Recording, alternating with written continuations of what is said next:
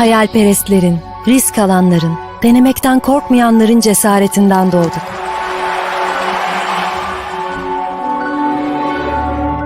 Bizi asla yarı yolda bırakmayan o sesin rehberliğiyle ilerlemeye ve öğrenmeye devam ediyoruz. Bunun için varız.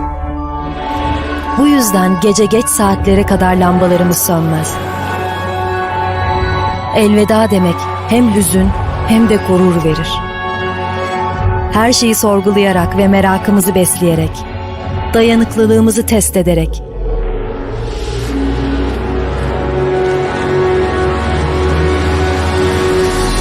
sınırlarımızı aşarak, ilerleyerek ve yeni ufuklar açarak yeni bir yol buluruz.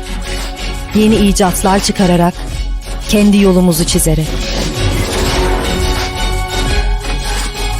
Burası fikirlerin doğduğu ve yeni fikirleri doğurduğu, bizim de doğduğumuz, birlikte büyüdüğümüz ve yükseldiğimiz yer. Burası Yakın Doğu Üniversitesi.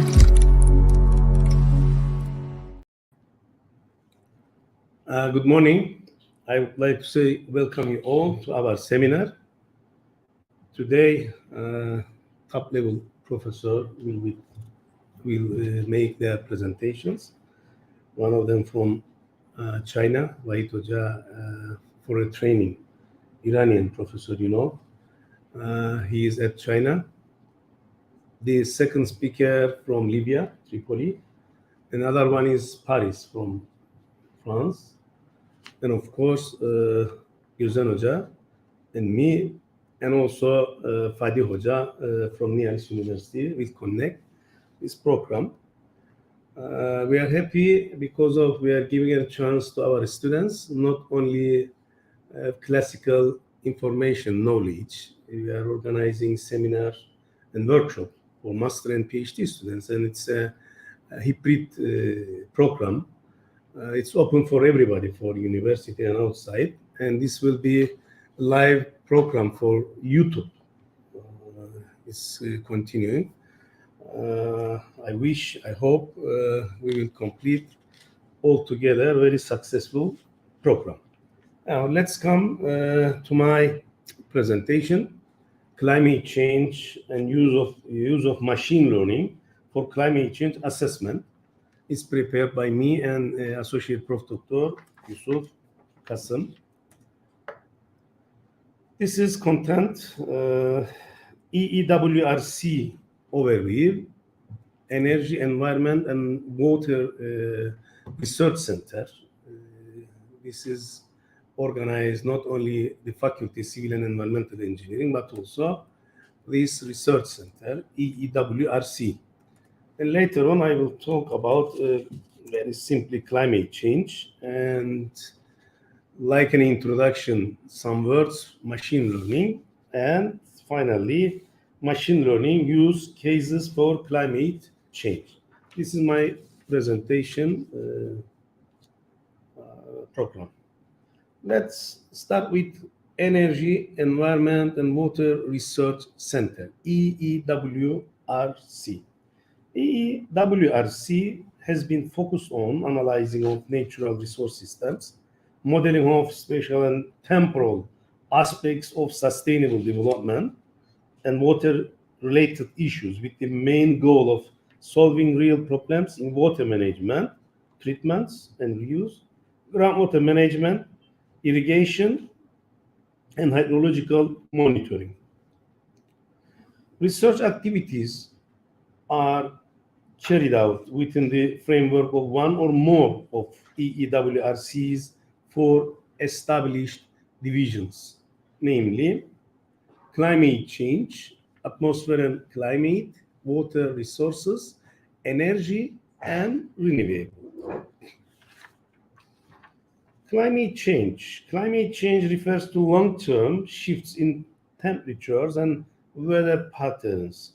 These shifts may be natural, such as through variations in the solar cycle. But since the 18th, human activities have been the main driver of climate change, primarily due to burning fossil fuels like coal, oil, and gas. Burning fossil fuels generates greenhouse gas emissions that act like a blanket wrapped around the Earth, trapping the sun's heat and raising temperatures. Examples of greenhouse gas emissions that are causing climate change include carbon dioxide and methane. These come from using gasoline for driving a car or coal for heating a building, for example. Clearing land and forests can also release carbon dioxide. Landfills for garbage are a major source of methane emissions.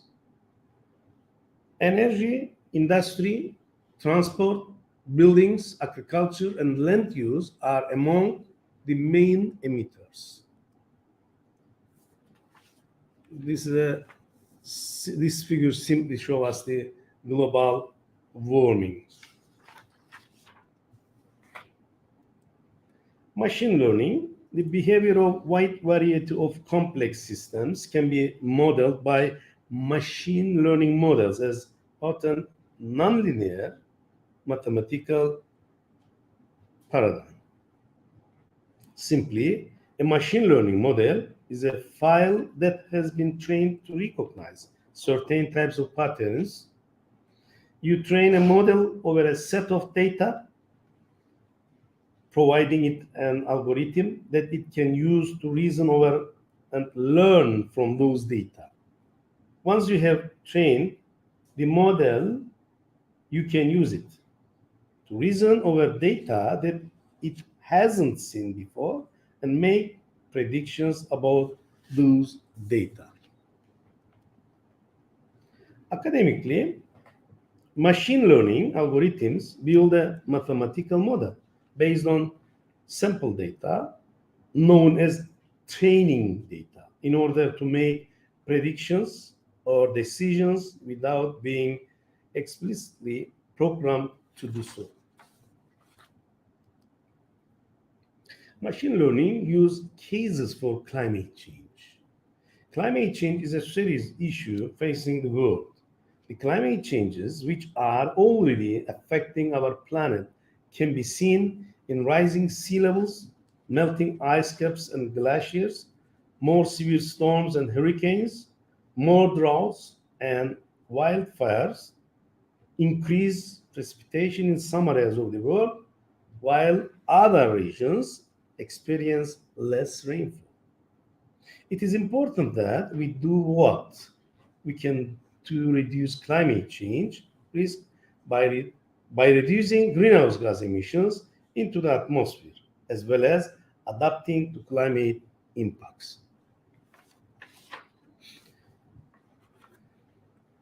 Machine learning models have been widely used for decades across different industries such as finance, healthcare, and several cases related to climate change, like predicting extreme precipitation, predict carbon dioxide emissions, predicting wildfire risk globally, predicting climate change impacts on crop yields, predicting sea ice loss due to climate warming.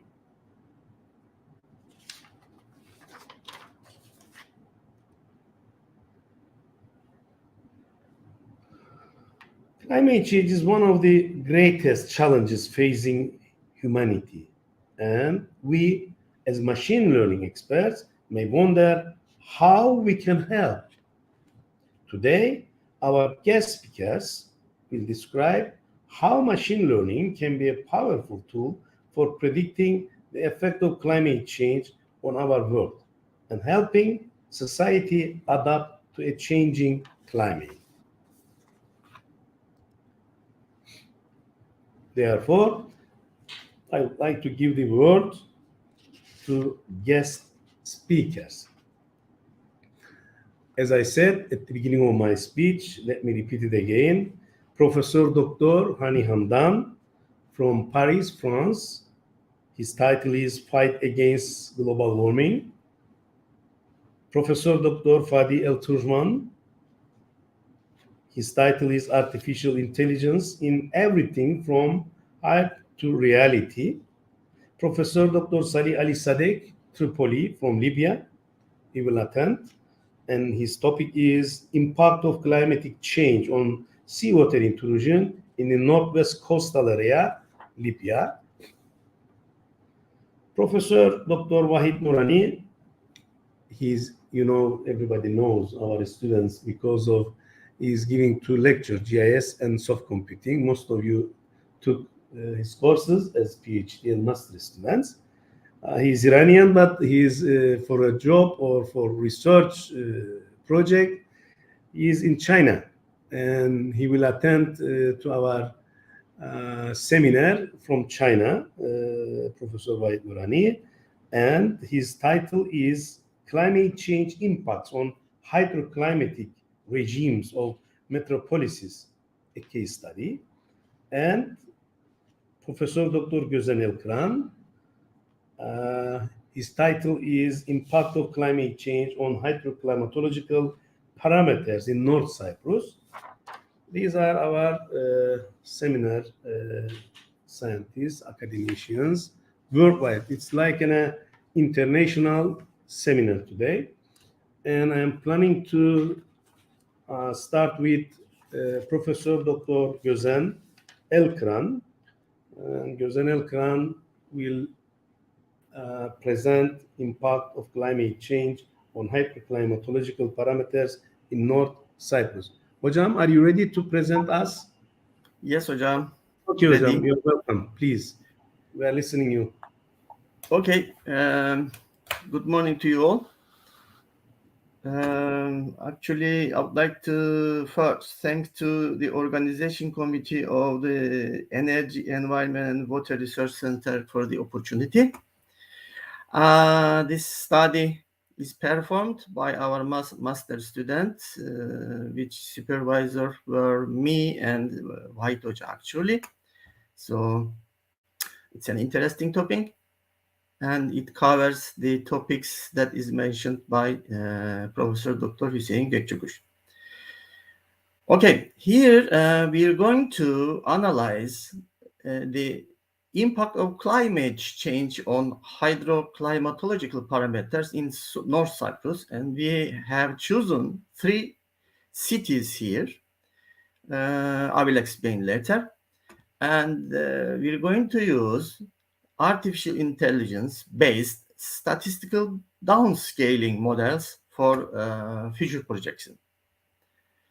Okay, and this is the table of contents that I'm going to cover.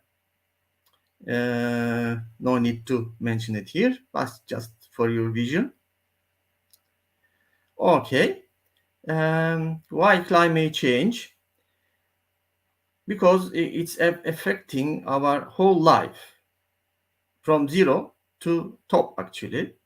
So climate change here means a state with a certain period where statistical distribution of weather patterns is changeable due to radioactive force variations, we are saying. Scientifically, when you describe it, this is what you are saying. So what's downscaling then? Is the process inferring high resolution information from low resolution variables. Okay. So this technique is based on complex or predictive methods widely used in meteorology, climatology, and remote sensing. So it finds wide range of use in scientific field actually.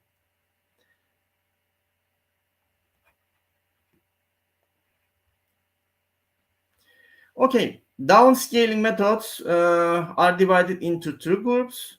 Perhaps you may be aware. One is the dynamical scaling, which is not be covered in my presentation because we are using statistical downscaling here. Okay, the development, we're going to analyze in 2 steps actually. The development of statistical relationships between local climate variables. The parameters that we are using here is temperature and precipitation, and large-scale predictors, pressure fields that we are going to download from the certain sites. Okay, the application of such relationships to the output of the global climate model experiments to simulate local climate characteristics in the future. That's what we're trying to find out. What will be the conditions in the future? How temperature or rainfall variation will be measured? Okay, now here we are choosing 3 stations here. One is the Kyrenia, Girne in Turkish. The other one is Famagusta, Magosa. And the other one is Nicosia, central city of North Cyprus. In Turkish, Lefkoşa, what we call. Now, what we are doing here? First, we are going to find out the dominant large-scale predictors. And how we are going to do it? We're going to use some statistical meaning. One of them is correlation coefficient. Simply, we're going to say CC. And the other one is mutual information, MI. Simply, I'm going to give the equations, but it requires detailed study when any student, our student, intends to use it. And then we are going to apply artificial intelligent techniques, ANN and ENFIS, which find more application other than the other one in engineering, actually.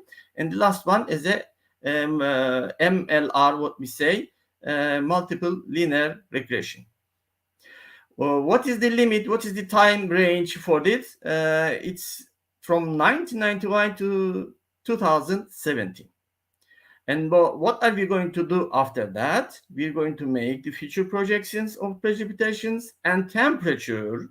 Since the data ends in 2017, this will start in 2018 to 2040.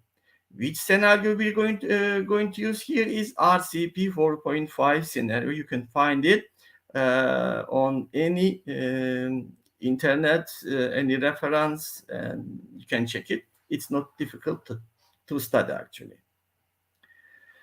Okay, let's talk about the cities of North Cyprus that we are studying. One is Nicosia, Kyrenia, and Famagusta. More or less, you are familiar with the temperature and rainfall variations in the cities.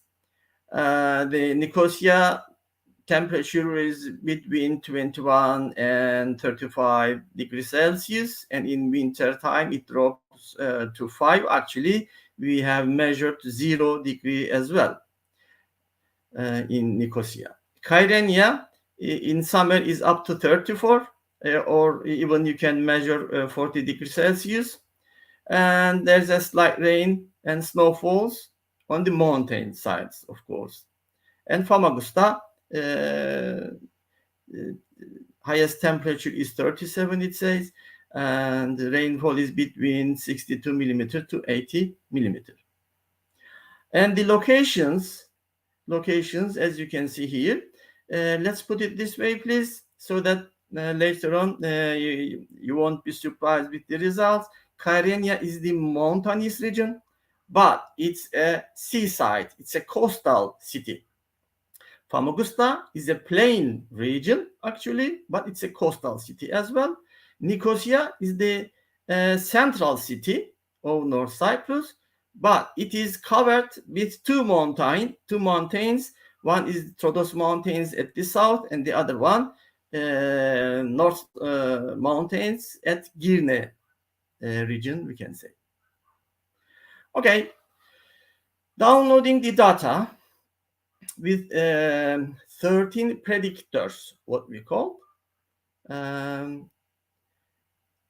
You can see the predictors that is chosen here and the description of them, because the software takes it, when you download it, it takes it like this. So it evaluates it like this. So you have to give the definition here. Like TS max means maximum air temperature and so on. And the next step is to check which one is dominant here. We're going to choose 3 of them, considering the statistical methods that we have mentioned earlier. Some data description for predictance that we used are here. You can see it. I will keep for a few seconds and then change it.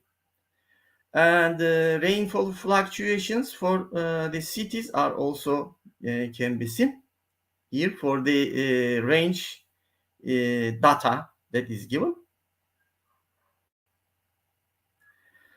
Okay. Now, first, we need to normalize the data that we have downloaded, we have obtained. And what is the dominant predictor, or which one of them are dominant predictors? We're going to use normalization method, which means the data will be normalized between 0 and 1 concerning the equation given here.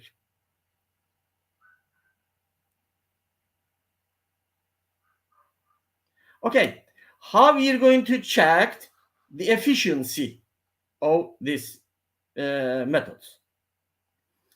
Okay, two check or efficiency criteria will be used. The one is determination coefficient DC, and the other one is root mean square error, RMSE, what we are going to mention for the coming slides. Okay, and then we are going to apply CC, correlation coefficient, to obtain the data and decide on the predictance and predictors and dominancy of the data.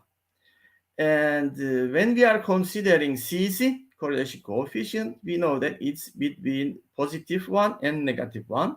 Negative means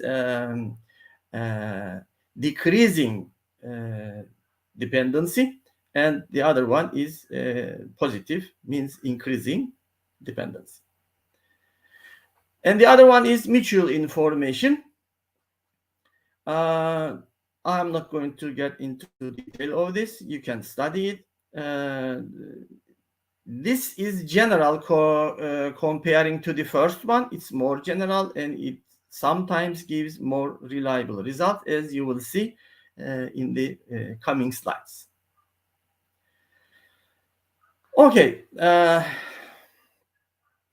Now, as we have mentioned earlier, we have 13 predictors, and we're going to apply a selection method, feature extraction method, CC and MR, and we are going to find 3 dominant predictors. 3 methods will be used as mentioned earlier: ENN, ENFIS, and MLR. ANN, you know, when you give in the variables, you are having the input layer, then it has a hidden layer behind it that you are defining the number of hidden layers there, and then it analyzes and gives you the output layer as a K. When we shift to ENFIS, this time we have, say, 2 variables, but the 2 variables are divided into A1, XA1, XA2. So we are defining the layers, then following layer 2, 3, and 4, and we are obtaining F as an output here. And MLR is the multiple linear regression. You are familiar with linear regression, A plus B times X. Now we are extending it to multiple linear regression for result. And we are having here x1, x2 up to n, and the resultant output is the y. Okay, this is the proposed study methodology as it is mentioned. The first slide here defines the getting the data from downloading the internet from the internet site, BNU ESM, what is called. We are downloading 13 parameters. Then we are following the feature extraction. We are having AMI and CC selection method. We are obtaining 3 dominant parameters. In step 2, we are applying the statistical downscaling following the statistical methods, as it is mentioned, or AI in the meantime. And step 3, we are going to use the feature projection following a benchmark. And this benchmark data, whether will be considered the data obtained from ANN or ENÇESU following the output results.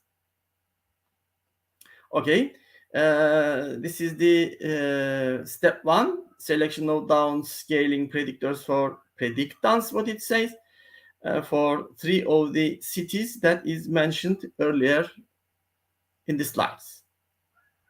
Okay, following the methodology mentioned and applying statistical downscaling model here, the input screen method here defines the selection of the method for finding the dominant parameter. The first one is MI, the second one is CC. When you check the results, 3 of them, ANN, ENÇESU, and MLR, 3 methods here, you see the dominant parameter for ANN for DC is here, the first one. When it comes to CC, then we are the ENÇESU is giving us the best results here. Following Nicosia with MI, again, ANN gives us the best result.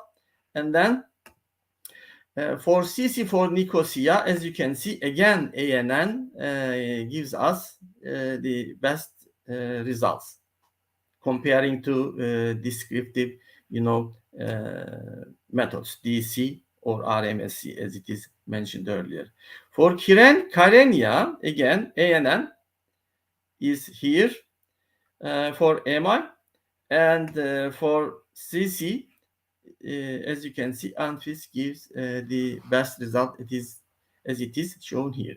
So, what these results tells us, actually, ANN outputs results here generally are dominant.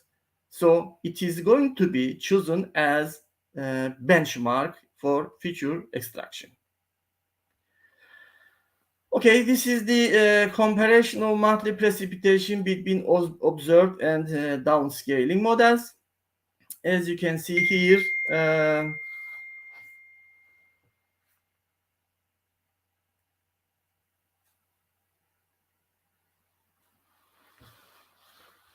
when the precipitation is high,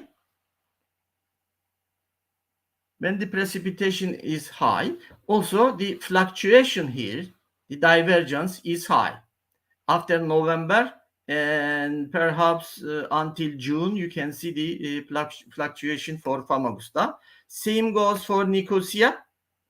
Until June, July, and November, the results are close. But when rainfall fluctuates or is higher, then we are having more fluctuations, and Kyrenia, same as well. Okay, when we are considering temperature this time, for input screening method, MI, we are having ENÇESU this time, which gives us the more reliable results, considering DC and RMSE. And when CC is considered, then ANN. There's a difference between the first one shown earlier.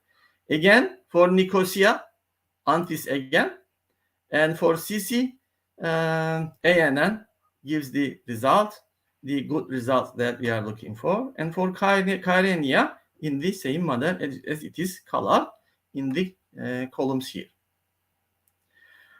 When we comparing the monthly mean temperatures, you see, considering the DC value, which is more than 95, 96, 97. So the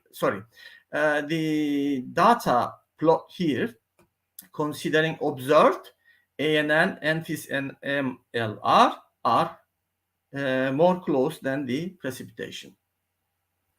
Okay, step 3 is the future projection of precipitation. Okay, this time we are considering a benchmark, as I told you earlier, and this benchmark is the data obtained from ANN, which is more, given more dominant results. Okay, when we check the 3 graphs of the 3 cities here that is given, first one Famagusta, Nicosia, and Kyrenia, third one. Now, following the green one as a benchmark here, and pink one is the ANN one, and as you can see, for each month we are experiencing a decrease in rainfall. So that means for the future in 2040, this rainfall will be reduced following this trend. Okay, when we come to Nicosia, again, there will be a decrease again, but comparing to benchmark here, it's less than comparing the first one. The decrease ratio will be less than the first one. Third one, Kyrenia, in the same manner, you will see the decrease, large decrease actually, in monthly distribution in the rainfall. In the same manner, when we look at the graphs for temperature projection from 2018 to 2040, as you can see, this time observed one is the blue one that is mentioned here. And as you can see, in each month, we are experiencing an increase in the temperature of the cities. In some cases, it's more than the other one. And at the end, I will give you the ratio of increase for each of the cities here. Okay. As a conclusion, you can use CC or MI for ascertaining the dominant predictors. AI model is, statistically downscale the hydroclimactic parameter better than MLR, simply we can say, and we have seen it in the slides as well, in the graphs. The future projection of the predictants show that decreasing trend in the annual precipitation and an increasing trend in temperature, as we have seen in the slides. What is the decrease in precipitation for each of the cities? For Famagusta is 22%, Nicosia 4.8%, and for Kyrenia is 42%. So there will be considerable decrease in the rainfall. So this is a clue, this is the information for the planners.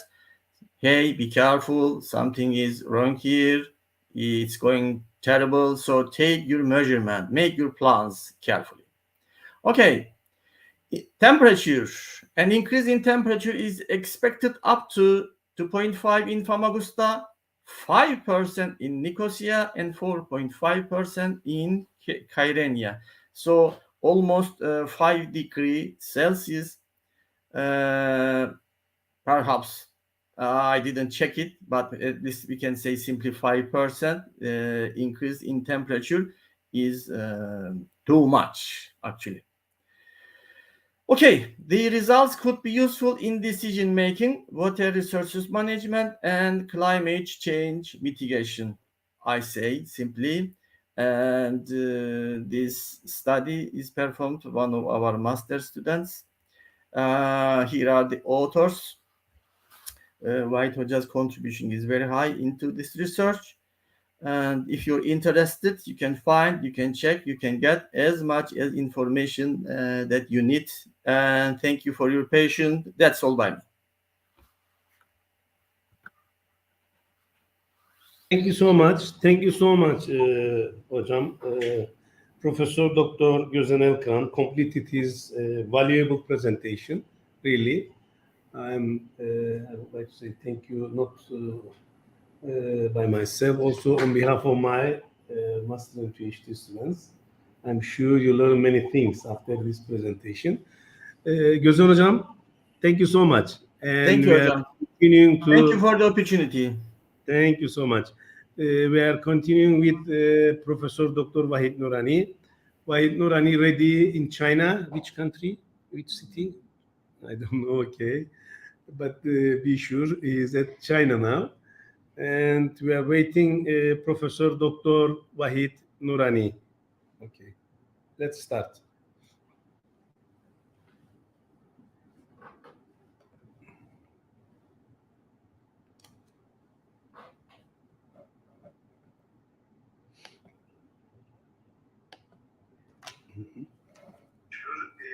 China now, and we are waiting Professor Dr.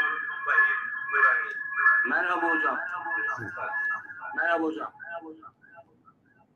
Selamlar. Can you hear me hocam? Yes. But it's okay now. Okay. You can present. Burada yazmış, onu paylaş.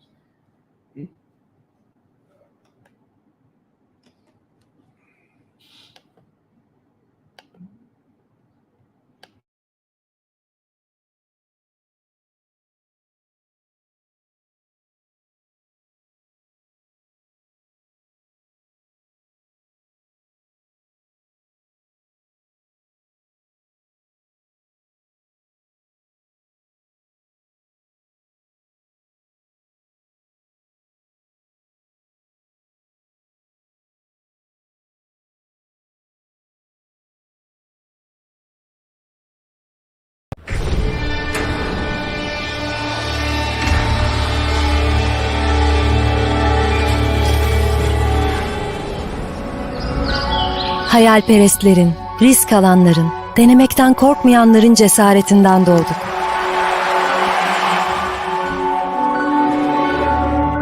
Bizi asla yarı yolda bırakmayan o sesin rehberliğiyle ilerlemeye ve öğrenmeye devam ediyoruz. Bunun için varız.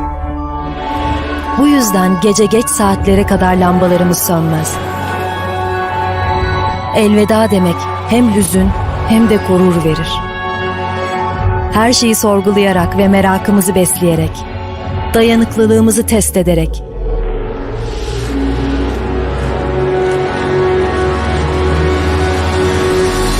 sınırlarımızı aşarak, ilerleyerek ve yeni ufuklar açarak yeni bir yol buluruz. Yeni icatlar çıkararak, kendi yolumuzu çizerek. Burası fikirlerin doğduğu ve yeni fikirleri doğurduğu, bizim de doğduğumuz, birlikte büyüdüğümüz ve yükseldiğimiz yer. Burası Yakın Doğu Üniversitesi.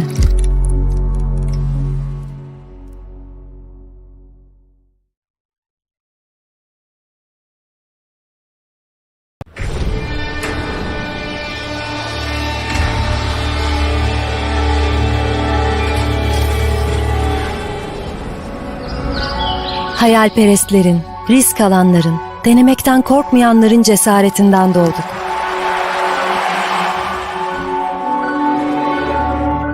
Bizi asla yarı yolda bırakmayan o sesin rehberliğiyle ilerlemeye ve öğrenmeye devam ediyoruz. Bunun için varız.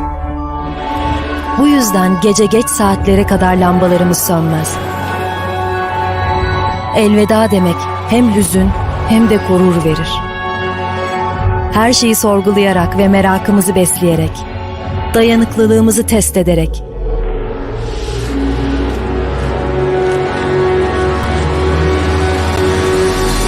sınırlarımızı aşarak, ilerleyerek ve yeni ufuk...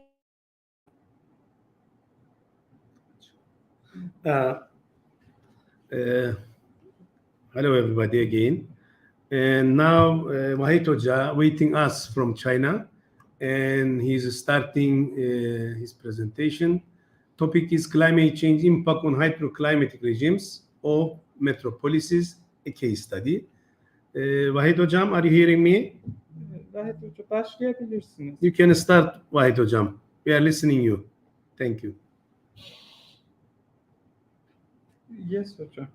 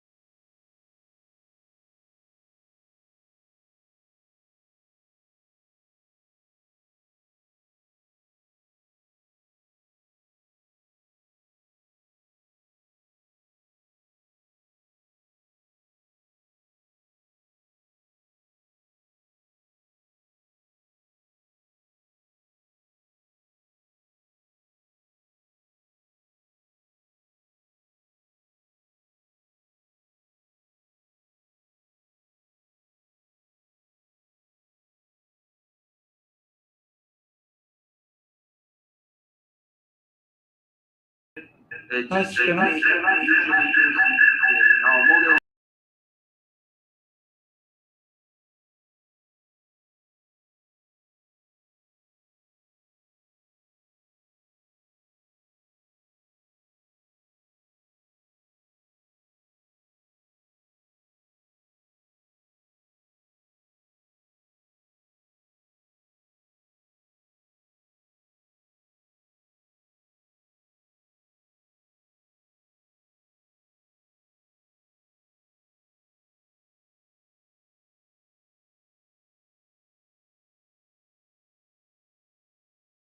SCM, already several methods Evet. developed and used. Şimdi One ses of geldi such mi? method is artificial neural network based modeling. But the main issue Nasıl regarding the olmazsa? application of artificial neural network Şimdi ses is geldi that mi? despite acceptable performance of such Tamamdır. artificial Ses neural kalsın network öyle açık. based modeling, Tamam, point tamam. prediction Evet. ability of artificial neural network does not convey any information about the accuracy and about the uncertainty involved in the modeling. You know, classic artificial neural network, just like the models Professor Gözen said a few minutes ago, just give one output as the sample, as the point prediction. In order to talk about uncertainty and in order to quantify the uncertainty, two well-known tools can be used: confidence interval, CI, and prediction intervals, or PI. Uncertainty associated with tree model is handled by confidence interval, but for the uncertainty associated with modeling error and true model, we can use prediction interval, and therefore prediction interval is much broader than confidence interval. Here in this slide, you can see for the observed and for the model output that we can compare in order to evaluate the performance of the model, we can have upper and lower bound of the prediction, so that such upper and lower bound of the prediction can present and can handle uncertainty of the model. To assess the accuracy and uncertainty of the downscaling climatic models, in this study, we developed and proposed a new method that uses simultaneously both point prediction and prediction intervals models named PPIE. In the slide, you can see the proposed methodology. The proposed methodology actually involves and includes different steps. At the first step, just like any other similar study, we should select a dominant input. For dominant input selection, we use clustering and mutual information linked method. Then, as you see in the slide, we train an artificial neural network, but having three outputs. In classic methods, we usually train artificial neural network to predict point samples, but here you can see our artificial neural network includes three outputs. One has sample point prediction, but two others, in order to handle upper and lower bounds of the prediction, which can give us the degree of uncertainty in the model. And finally, using this trained artificial neural network by the past data, we can predict and we can project not only the condition and the state of the climate parameters in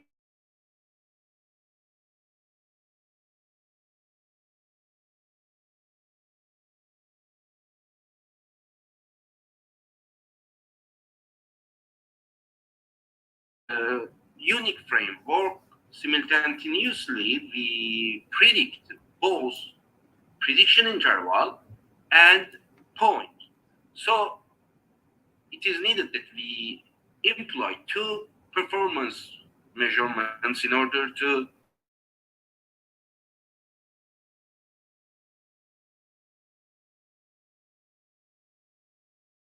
criterion as coverage criterion and width criterion should be used as shown in this slide.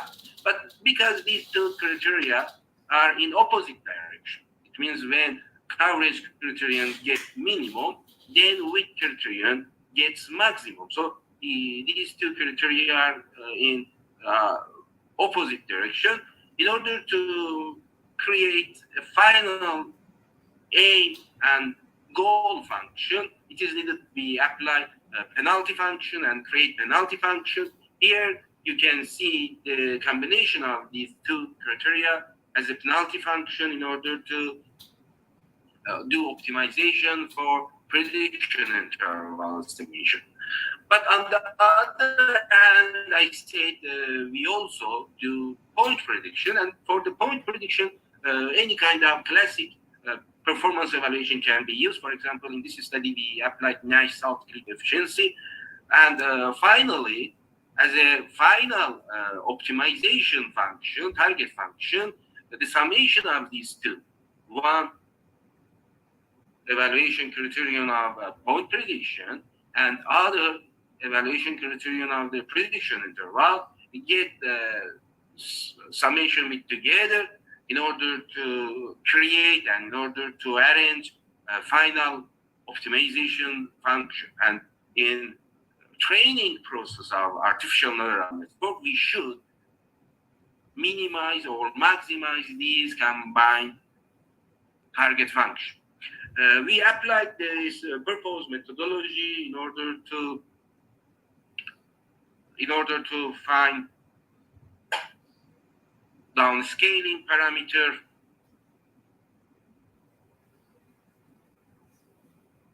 for two cities in northwest of Iran.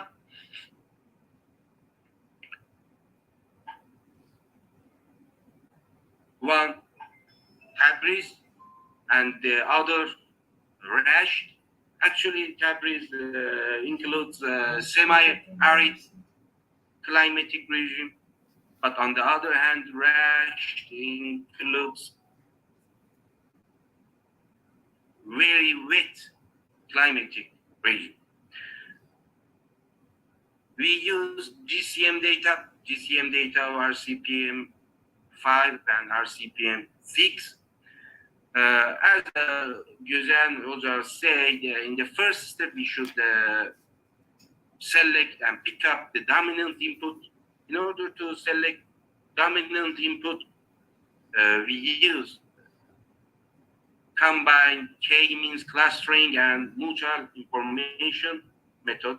With this regard, first, we apply K-means clustering in order to classify and cluster the candidate predictors within some classes, and then centriole member of each class compared using mutual information criterion with the target, and the parameters with the highest mutual information, which shows nonlinear relationship between the target, ultimately selected as the dominant input. Actually, there are other classic methods, for example, correlation coefficient method, which can be used also for the dominant input selection, but since correlation coefficient just and the linear relationship, in this study employed mutual information. In this table, you can see for M the selected dominant inputs for both parameter of precipitation and temperature. According to the obtained result, most of the predictors are from grid points of A1, B1, and A3, which are respectively near the water body like Urumia Lake and Sewan Lake. Temperature, relative humidity, and specific humidity were the mostly selected predictors. And the reason of such selection could be due to the multilinear relationship between temperature and wind. It depends on the difference of heat capability between mainland and seawater. And in the next table, you can see the overall results obtained by proposed methodology for both city and for both hydroclimatologic parameters of precipitation and temperature. According to the obtained result, you can see that the DCM of CMIP6 lead to more accurate and reliable result than those for CMIP5. CMIP6 includes more historical data.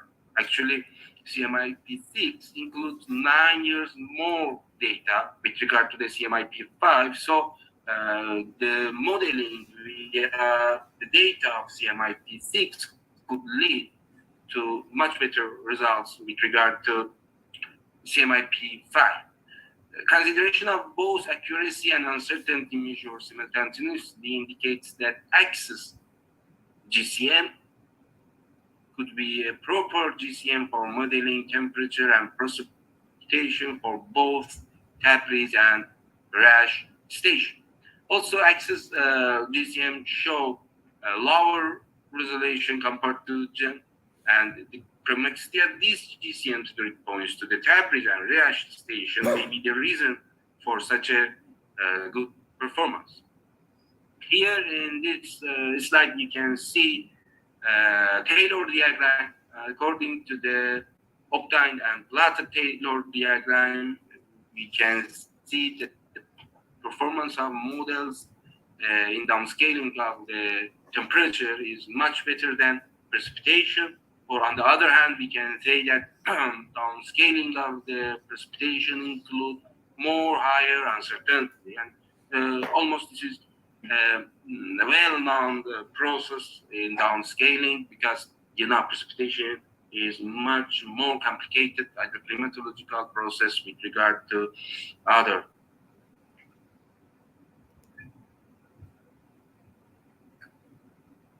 parameters.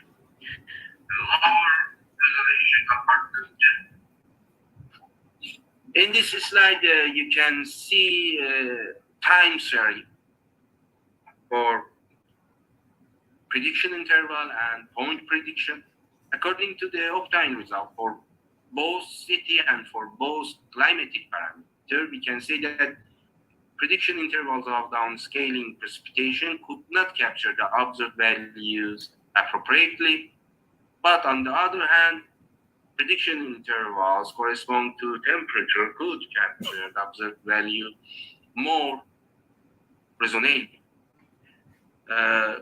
In the next slide, you can see the projection result. Actually, after the training of the model using the past data, we used the model in order to forecast and in order to project both climatic parameters for both city.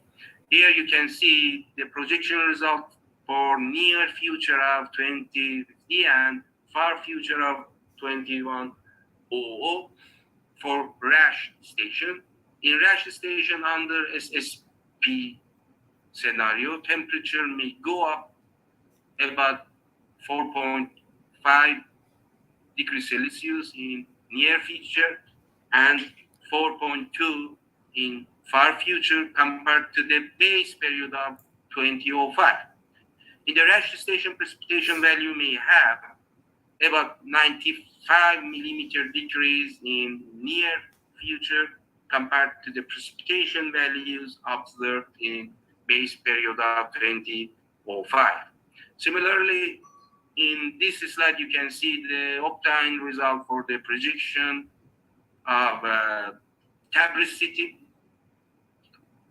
again for near future and for far future. According to the Optime result, you can say under SSP 5 scenario, precipitation may get up 30 millimeter and 38 millimeter drop in Tabriz, respectively, in near and far future with regard to base period. According to Optime result, as I already said here, it could be concluded that according to the point prediction result in Tabriz station, temperature may increase up to 3.6 in near and 4.8 in far future compared to base period. In most of the months of far future, prediction intervals range may be higher compared to the near future. This is because little by little and by increasing of the projection horizon, error will be magnified, and we may see extension of prediction interval. When we do downscaling of GCMs contain various sources of uncertainty, and scenarios that we use also include some degree of uncertainty. On the other hand, also applied scenario consider extreme and pessimistic assumption. So the obtained result for future temperature and precipitation may seem to be unrealistic and exaggerated. But it should be noted that the obtained results are for the critical condition are met in future. We may expect to have such results. If I come to conclusion, it was concluded from the obtained result that CMIP6 lead to more accurate and reliable outcomes. DC and NCBC for CMIP6 were 7 and 8% higher and 93 and 60% lower, respectively, for Tabriz and Rash station compared to CMIP5. This shows that using more new data can improve the output and performance of the modeling. In addition, GCM from both CMIP5 and CMIP6 showed appropriate results for downscale. But as I said, CMIP6 lead to a bit more better results. Access 1 and Access CM2 scenario showed more accurate and reliable results in downscaling of temperature and precipitation for both stations. And finally, precipitation and temperature for project under SSP and RCP85 scenario, respectively, by SMIP6 and SMP5 for near and far future, where results show that SSP85 could predict higher temperature than RSP85 scenario. And as a final slide, I can give some suggestion for the future, especially for the students. They may employ and they may follow this suggestion in their works and in their tests. In this study, we applied classic feed-forward neural network in order to predict prediction interval as well as point prediction, but other kinds of artificial intelligence, for example, ANFIS, for example, GP, for example, support vector machine, can be similarly also used. It is suggested that future study apply GCM in different climates to assess their performance. In this study, we applied the methodology over two climatic regions, one semi-arid and other extremely wet, but it is suggested that we use the data from other climatic regions as well. In this study, Luher index and K-means used for clustering, but other methods can be used. Also, we apply genetic algorithm in order to optimize the optimization function, in order to minimize the target and goal function. I said that in this method, our goal function includes two terms, one for prediction interval optimization and another for prediction point term. We use meta-heuristic method of genetic algorithm, but other methods, for example, we may use particle swarm or simulating annealing or another methods for such optimization process. Thank you very much for all. And again, I appreciate Professor Hüseyin Gülçekuş to arrange such nice meeting, which I'm sure will be very helpful, especially for the students. Thank you very much. Professor Dr. Vahid Nurani completed his presentation. Hocam, thank you so much for your valuable and fruitful presentation. And also, I would like to say, have a good health to you and your family. This is the second time COVID, but inshallah you will be healthy. See you soon in Cyprus. Thank you so much, hocam. Inshallah. İnşallah hocam, inşallah. Teşekkürler hocam. Thank you. Bye bye, And bye bye, now, bye bye. I am inviting Professor Hani Hamdan. He will make his presentation. Fight against global warming. His topic is fight against global warming. He is talking from Paris.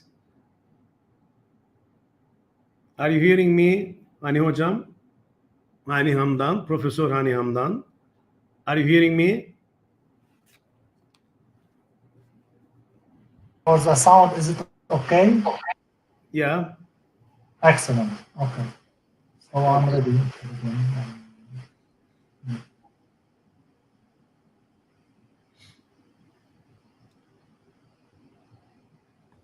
Are you sharing your screen? Yes, I am ready. Okay. I am ready. When you want me to begin, I am ready. Okay. Size eklettiği söylerseniz başlayacak. Evet. Yes. Professor Hani Hamdan, you can start. We are waiting your presentation together with my master and PhD students and all others. Thank you so much for your, and also please open your camera. Our television notice us. You have to open your camera and you can start, Yes. please. Okay. Thank you, Professor Dr. Hussein, for this invitation, for this kind invitation. I'd like to mention that this is in the continuity of the dynamics between, in the collaboration between our two universities, the University in Cyprus and the University of Paris-Saclay in France, in Paris. For the camera, I just put my my photo for the camera. It's depending on my configuration right now, and I am sharing my screen. I put my full screen, so I hope it's clear on your screen. Are you seeing my screen, my shared screen? Hello?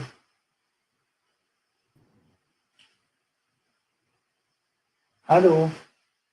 I'm not sure. Yes, we are hearing you, Hocam. You can Okay, continue. excellent. Excellent. Yes. Thank you. Yes. So my presentation will concern the fight against global warming. So to present myself, I'm professor at the University of Paris-Saclay at Central Supélec, which is a leading engineering school, Grande École, in the southwest of Paris. And I am a researcher at the CNRS L2S laboratory, this new STEM laboratory between CNRS, Central Supélec, and Université Paris-Saclay. This is a photo of our campus in the southwest of Paris. So to begin and to start my seminar, my presentation right now, I was wondering and asking a question. So when was the first civilization signed? I put this question, I wrote it on Google, and the Google search result gave me this sentence. The earliest, this answer in fact, the earliest civilizations developed between 4,000 and 3,000 BCE, when the rise of agriculture and the trade allowed people to have surplus food and economic stability. So according to Google, the answer to this question was depending on food and economic stability. But if we think and we ask about what was the first civilization sign, so according to the math, media, cultural anthropologist Margaret Mead, she says that the first sign of civilization is the evidence of a healed fractured femur found in an archaeological site. So as you see, the femur is the longest bone of a human in the human body, and to discover an evidence of a healed old fractured femur. This evidence is considered as a first sign of civilization. Why? Because in fact, a broken femur that has healed is evidence that someone took the time to stay with the person who fell, splintered him, put him in a safe place, and cared for him until he recovered. Because in fact, without modern medicine, I mean our current medicine right now, this kind of broken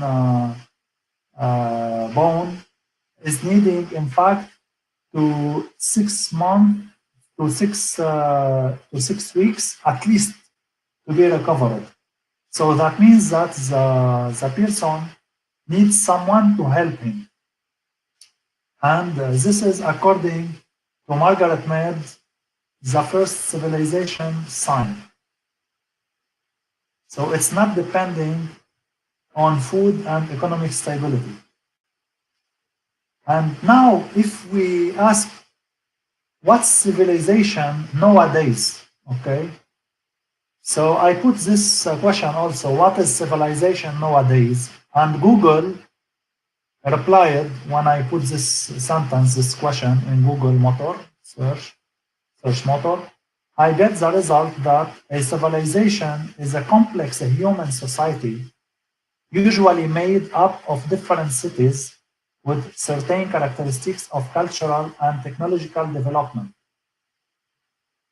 So this is the answer of Google concerning civilization nowadays. And this is what usually when you search on Google, you will get as answer. It's based on many websites, of course. So I asked and I wondered about this question, and my answer, okay, my answer today to this question, to the same question, is in fact that a civilization is simply a human society able to heal the earth, to keep it livable for future generations. This is civilization today. As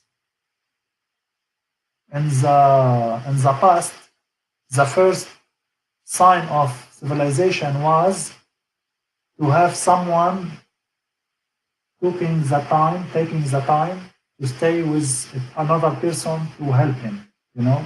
So right now, nowadays, I mean, civilization, in fact, is to heal the earth, to keep it livable for future generations. And this is really civilization, in my opinion. Okay, this is my own opinion. And in fact, to help the planet, to help the earth, okay, to keep it livable for future generations, we need to fight against global warming, in fact. And in this case, each person can, at its own level, fight against global warming, okay? Because we have at governmental level fight against global warming, at institutional and collectivity level fight against global warming. But I think that helping someone through difficulties in that starting point is the starting point of civilization. So we have to do good and to be kind. And I think that putting humanity into everyday life, I mean into every decision, into every action in everyday life, could help in order to fight against global warming. So civilization in this sense is, in fact, the solidarity and the togetherness of society. So putting humanity and think human. So in my talk, I will discuss the issues raised by the artificial intelligence and big data approach used to fight against global warming. So in this case, I will present some research and development work in progress. I will talk about some open problems in big data analytics for meteorology and environment. And I will conclude from an artificial intelligence point of view. I will conclude by offering some scientific research directions to deal with these problems. So nowadays, data analytics from machine learning to deep learning is dealing with a huge amount of data, okay? And so we have big amount and a real explosion of digital data where data can be often redundant, but can be also very unstructured. And big data constitute one of the great IT information technology challenges of the last decade. And big data technology leads to artificial intelligence by being explored by self-learning systems. So every minute, every second in the day, we collect a huge amount of data. So the development of big data is linked to the progress and the capacities and ability of storing, searching, and analyzing digital information systems. And there are many challenges in the future: commercial opportunities, social, political, and military upheavals, but also from weather and from environment and from the Earth and the planet point of view. There are a huge application of big data. And of course, as for each and for any technology, there are many risks. So the risks could be, for example, the emergence of ubiquitous, Orwellian, and totalitarian systems able to control people, control civilization and individuals and groups, or even also the risks of abuse from the companies or industries. And it could concern, in this case, the protection of privacy and physical and mental health data. So, to give a definition of big data analytics in this case, we can say that it's the analysis of complex quantitative data using distributed computational methods and statistics. And in this domain, we can define the three famous V's of big data, which are volume, velocity, and variety. And also the other sometimes added V's like veracity, value, and visualization. And then to have some open problems concerning big data, we can think about big data dimensions and opportunities. So, for example, concerning the volume, we have a huge amount of data each day, okay? And when we deal with big data, there are some definitions and some amount of data take into account. And just to give an example, Twitter, for example, generated in January 2013 7 terabyte of data each day, and Facebook 10 terabyte. So it's a huge, as you see. In 2014, Facebook Hive generated 4,000 terabytes of data per day, and you can imagine. So the technical scientific installations and especially meteorological installations, or even the observation of universe installations, which produce the most data. And to give an example, the Square Kilometer Array radio telescope will produce 50 terabytes of analyzed data per day, drawn from raw data produced at a rate of 7,000 terabytes per second. So it's really huge. And as you can see, the installation of the Square Kilometer Array is between Western Australia and South Africa, and the construction is right now currently in progress up to 2030. And as you see, there are plenty of low frequency antennas which are located in Western Australia, and even also a huge amount of satellite dishes located in South Africa and Africa. So, in fact,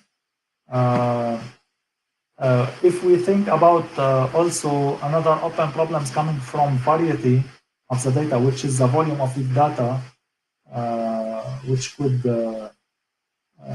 pose a real challenge in the data center. In fact, we can see that in fact the data, they are not just traditional relational data. That means that we need new database models able to deal with a huge amount of data, where data could be raw, semi-structured, or even unstructured. And there are complex data that come from multiple sources, like the web, public database, geodemographic data, connected objects or machines, Internet of Things, Internet of Intelligence, Internet of Energy, or customers also and businesses, ownerships. This variety dimension makes that the data are inaccessible to traditional tools and to traditional databases models. And in this case, we need a new generation of database model, not for example, relational databases.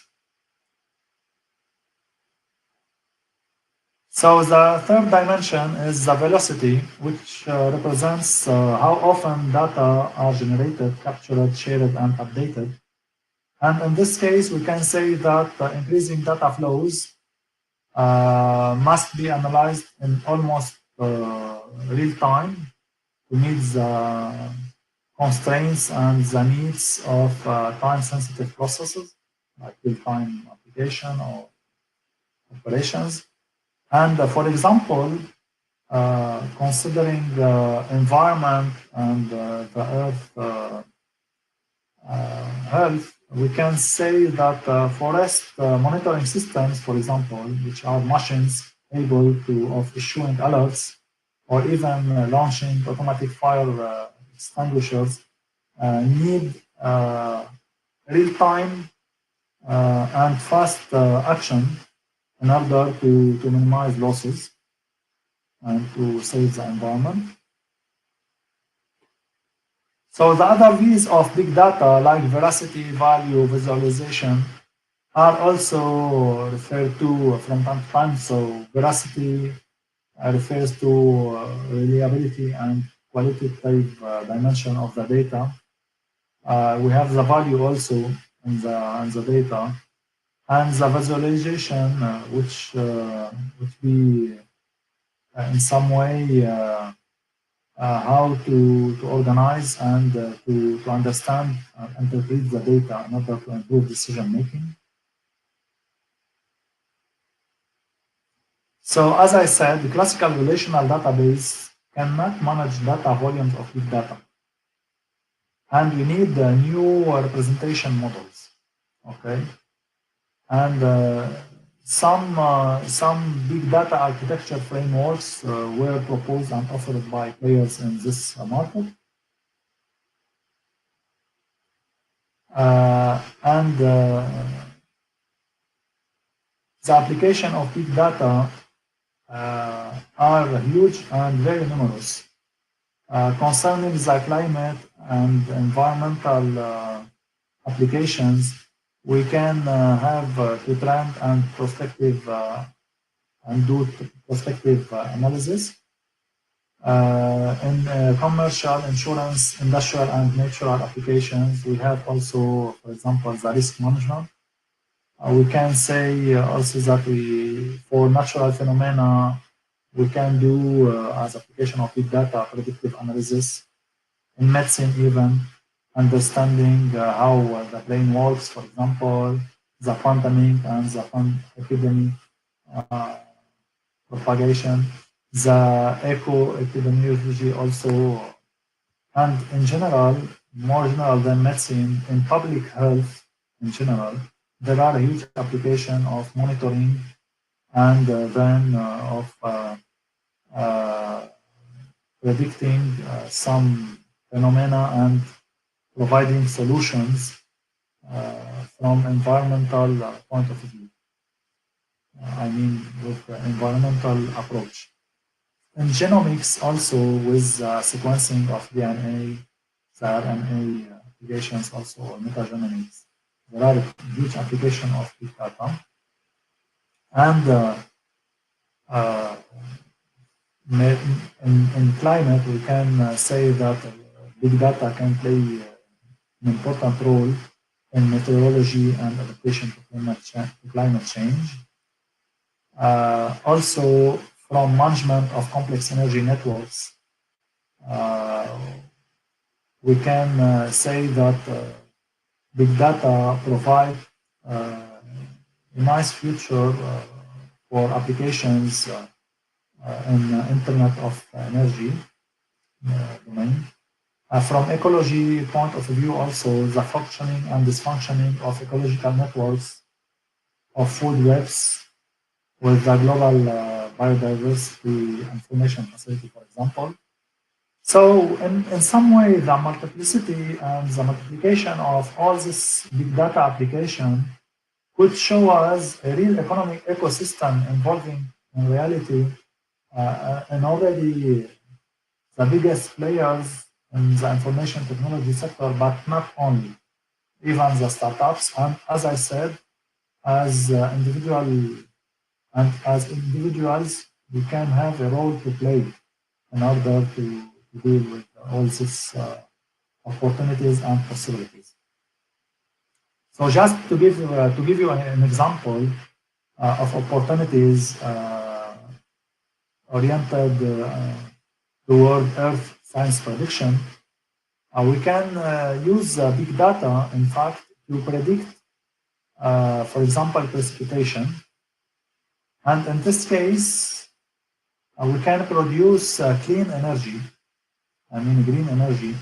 Like, for example, if we do forecasting and prediction of rain, we can, in this case, have a better idea about when we can produce energy using hydroelectric power production.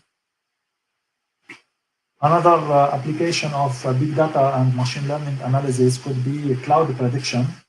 And in this case, we can know the amount of sun, how much sun we will have, if sun will be disabled or enabled by the cloud prediction.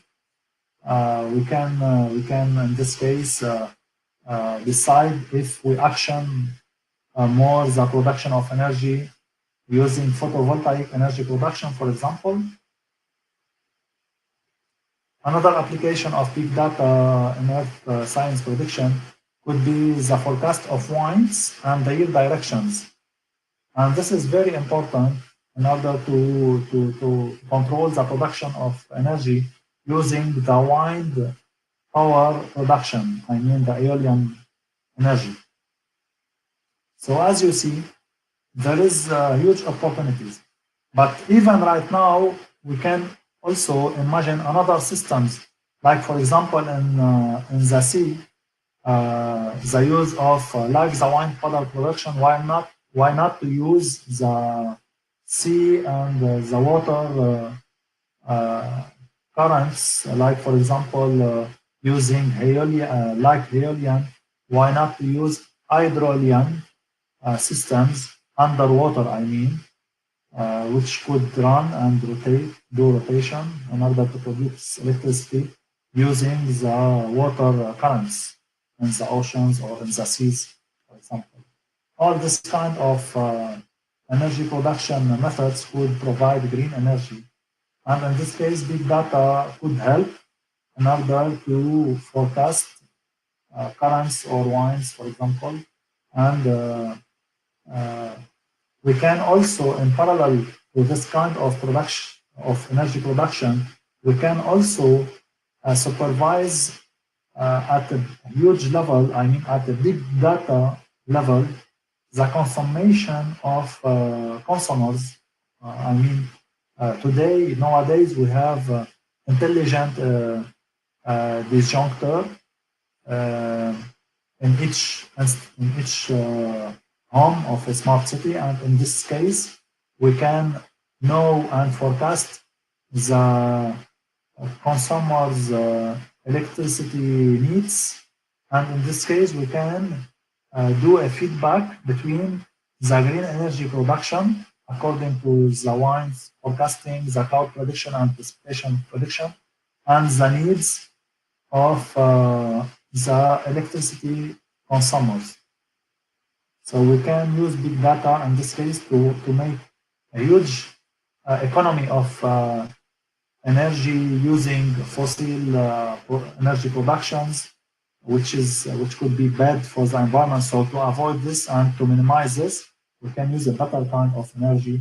And in this case, if we use big data approach in the feedback between the electricity consumers need and the forecasting of earth and environment phenomena, in order to do the feedback between these two aspects, I mean the electricity and energy needs and also the production of green energy. If there is a big data use and based feedback, in this case we can win a huge amount of energy and of rubbish towards the environment. We can minimize all this. And in this case, let me say that this kind of approach was tested in Germany, for example, and in an with an independent way in the United States also, and independently in the two systems of test, which were based on each country model. So they were really different and independent. So the results on the ground was demonstrating that using this kind of feedback between the energy customers need and the green energy big data forecasting of the earth and weather phenomena, this feedback was providing a huge amount of energy and cost economy. Another use of big data also could be, for example, now I will give here a more deep, in fact, more technical example. I mean, more near to the coding and to the machine learning methods. I already worked on artificial neural networks in order to deal with classification and clustering of some climate zones in France. So here you see at the right of the screen the map of France, clustered into many clusters representing the climate zones. So as you see, there are many. And if we use, for example, the self-organizing map with 16 neurons, we can see this kind of clusters.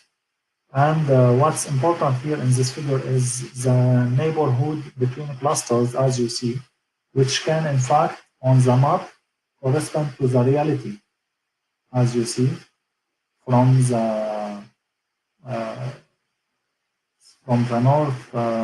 northwest to the southeast.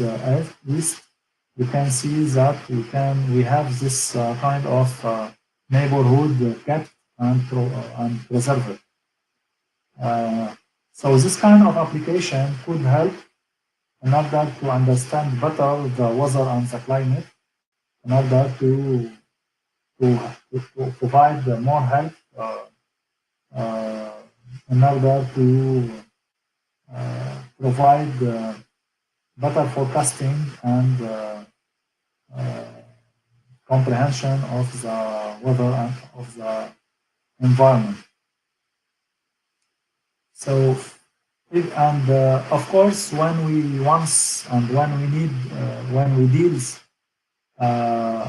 deal with big data, we need a huge amount and big ability to process and to deal with data. So I have had to develop some binary database approach. So I developed some new machine learning methods from binary data applied to discretized data. And as you see, we can take, for example, raw data, classical data. Here I put an example consisting of some points, okay, just to give you an example about the principle. But in fact, we have more than this data. And when we have a huge amount of data, if we divide the space into some defined number of beans, I mean, if we do discretization of the space, a partition of the space, we can have a controlled number of data, because in this case, we will have to deal only with the frequencies of data into the bins, instead of dealing with the initial raw data. And in this case, we have to choose a good model. So I developed also some model selection methods in order to deal with model choice. And as you see here, if we use a bad model, we will not take a good result in the clustering. But if we use a good model, in this case, we can have a better clustering results. And in fact, this kind of binary data approach is really very suitable for big data analysis.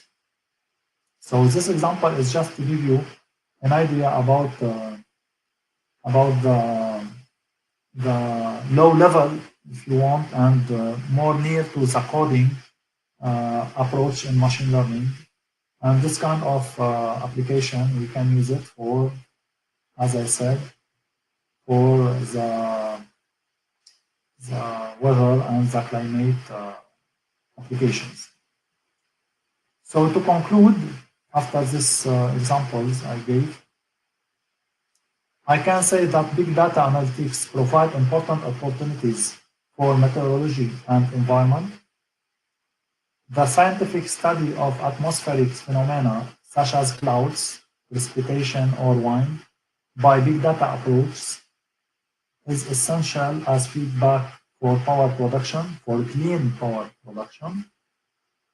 And I can say that there is a growing need of multidisciplinary cooperation between several scientific disciplines, such as fluid mechanics and thermodynamics, but not only, but also several scientific fields such as computer science and mathematics.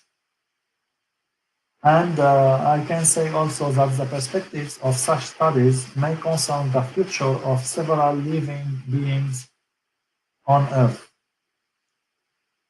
So I thank you for your attention, and my message to conclude this presentation is mentioned as you see in red color: save the environment and enjoy. Put humanity and the human in your action of every day. And think planet, think Earth. Thank you very much. And if you have any question, I am ready to answer. My dear friend Hani, Professor Dr. Hani Handan completed his presentation. Thank you so much for your interesting, fantastic, valuable, and fruitful presentation. Really, I'm very impressed, and thank you so much. I'm saying thank you not only by myself, also on behalf of all my master and PhD students. They are listening carefully your presentation. And Professor Dr. Hani Hamdan, thank you so much. See you soon. Thank you very much, Professor Dr. Hussein, for your kind invitation. It's always my pleasure to collaborate and to work with the Middle East University, and I thank you for all this excellent and nice opportunities of development and research and collaboration between our universities. Thank you. It's a pleasure for us, and we hope that we wish to continue this kind of cooperation and collaboration. Thank you. Now, I am announcing Professor Dr. Fadi El Turjman. His presentation topic is Artificial Intelligence in Everything from Hype to Reality. Let's listen carefully. Professor Fadi.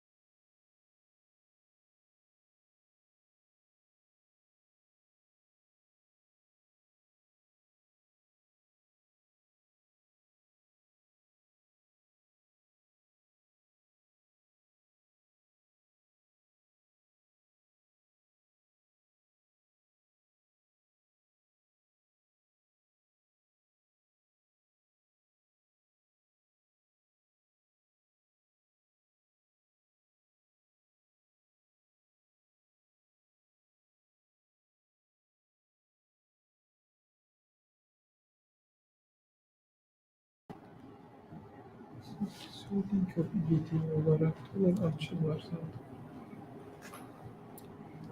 Let's start our presentation. Professor Fadi.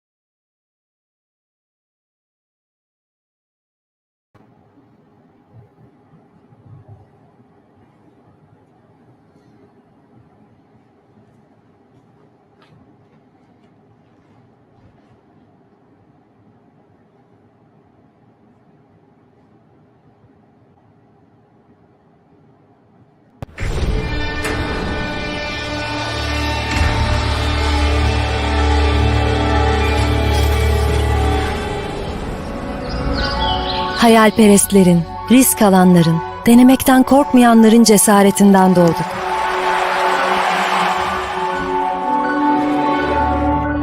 Bizi asla yarı yolda bırakmayan o sesin rehberliğiyle ilerlemeye ve öğrenmeye devam ediyoruz.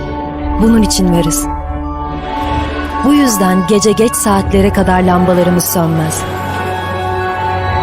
Elveda demek hem hüzün hem de gurur verir. Her şeyi sorgulayarak ve merakımızı besleyerek, dayanıklılığımızı test ederek,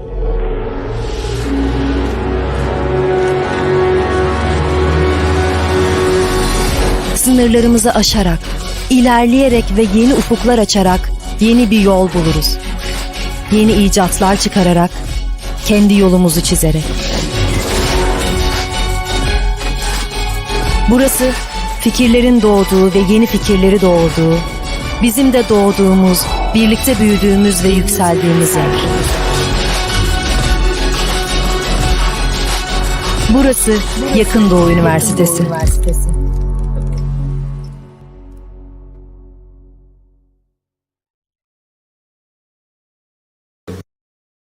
Everybody, this is Fadi Al-Turjman, a professor, doctor in computer engineering at Near East University in Nicosia.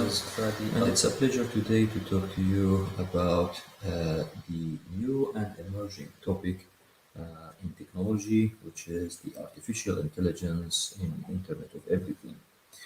So our talk will be mainly about technologies that are used, the intelligence, the AI techniques, and how the Internet of Things came to help actually and pave the way towards realizing this vision. But before I start, let me give you a brief bio about myself. I am, as I said, Fadi Al-Turjman from Near East University. I am the director of the Research Center for AI and IoT at Near East University. We are working here in the area of artificial intelligence and Internet of Things.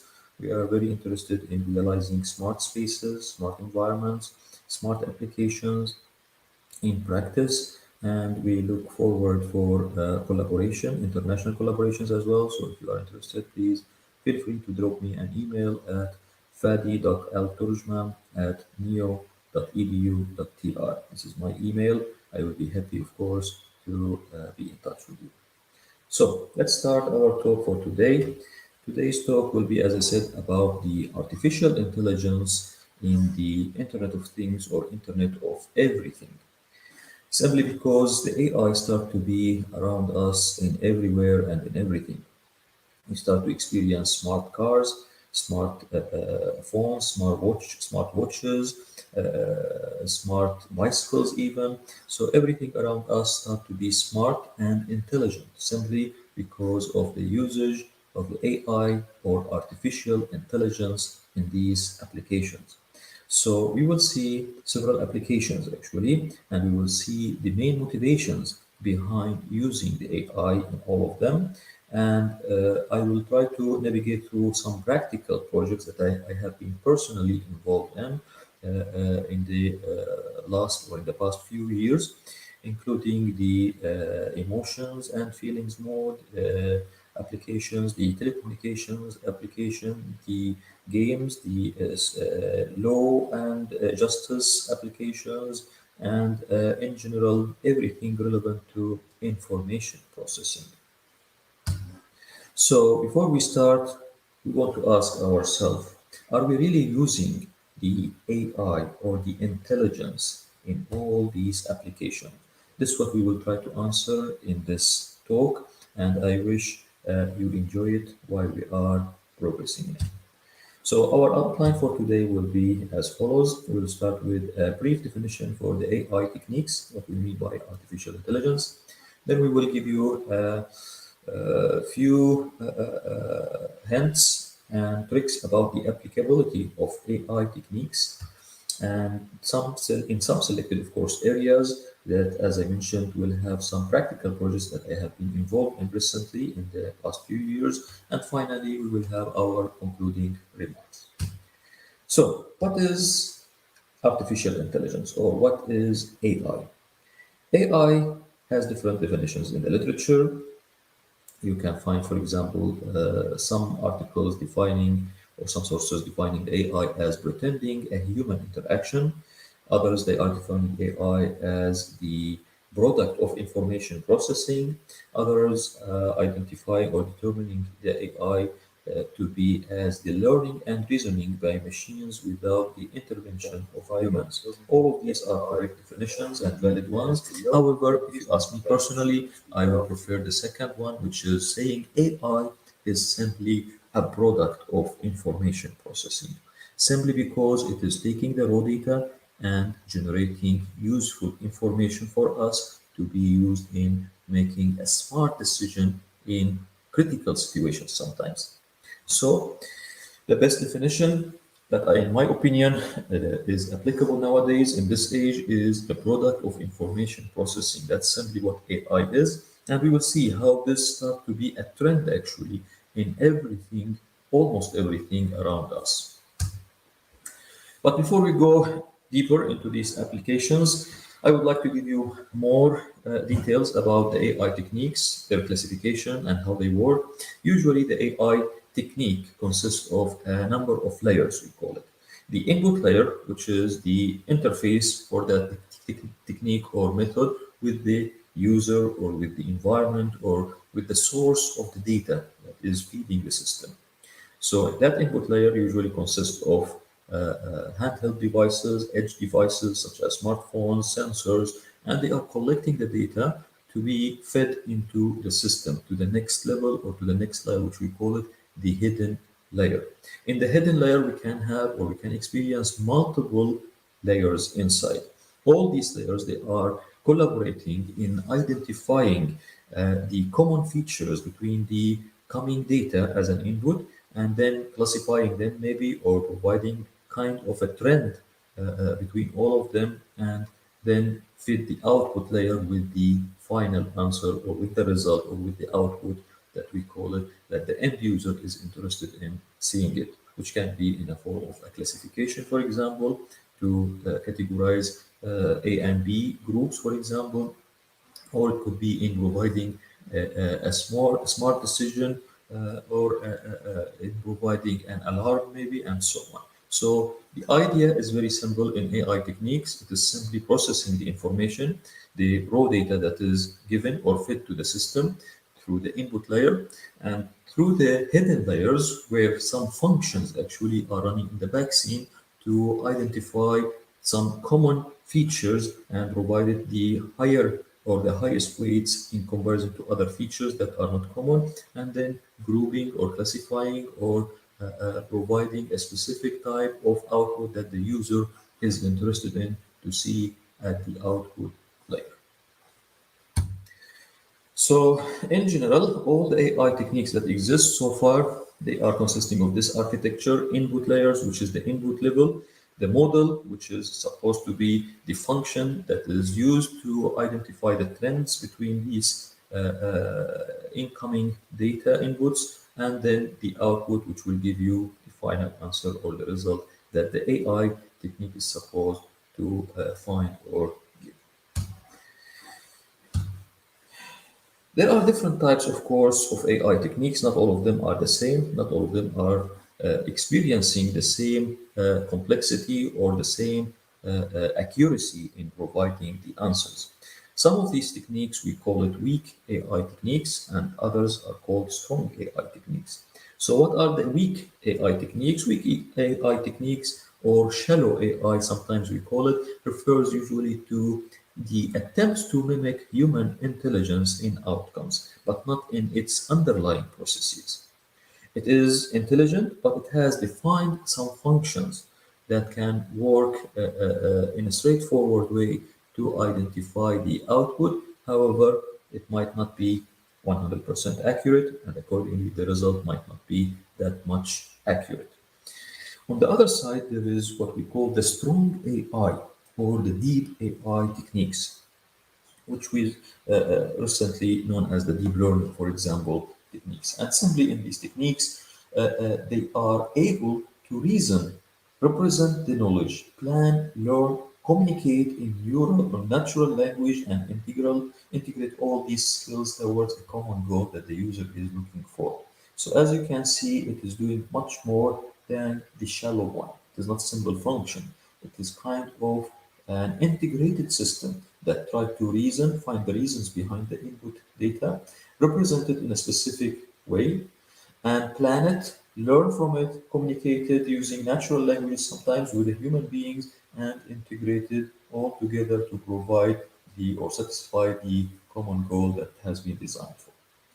Usually, strong AI techniques would match or exceed the human intelligence. It attempts to perform the full range of human cognitive abilities. That's why most of the scientists nowadays, they are more towards applying the deep learning or the deep AI techniques. However, there is one disadvantage about these techniques is that it is too much complicated and it necessitates lots of energy, lots of computation, which might sometimes not be the best solution on, for example, a smart device that is limited in terms of processing and a smart, for example, sensor node that might not have even a microcontroller.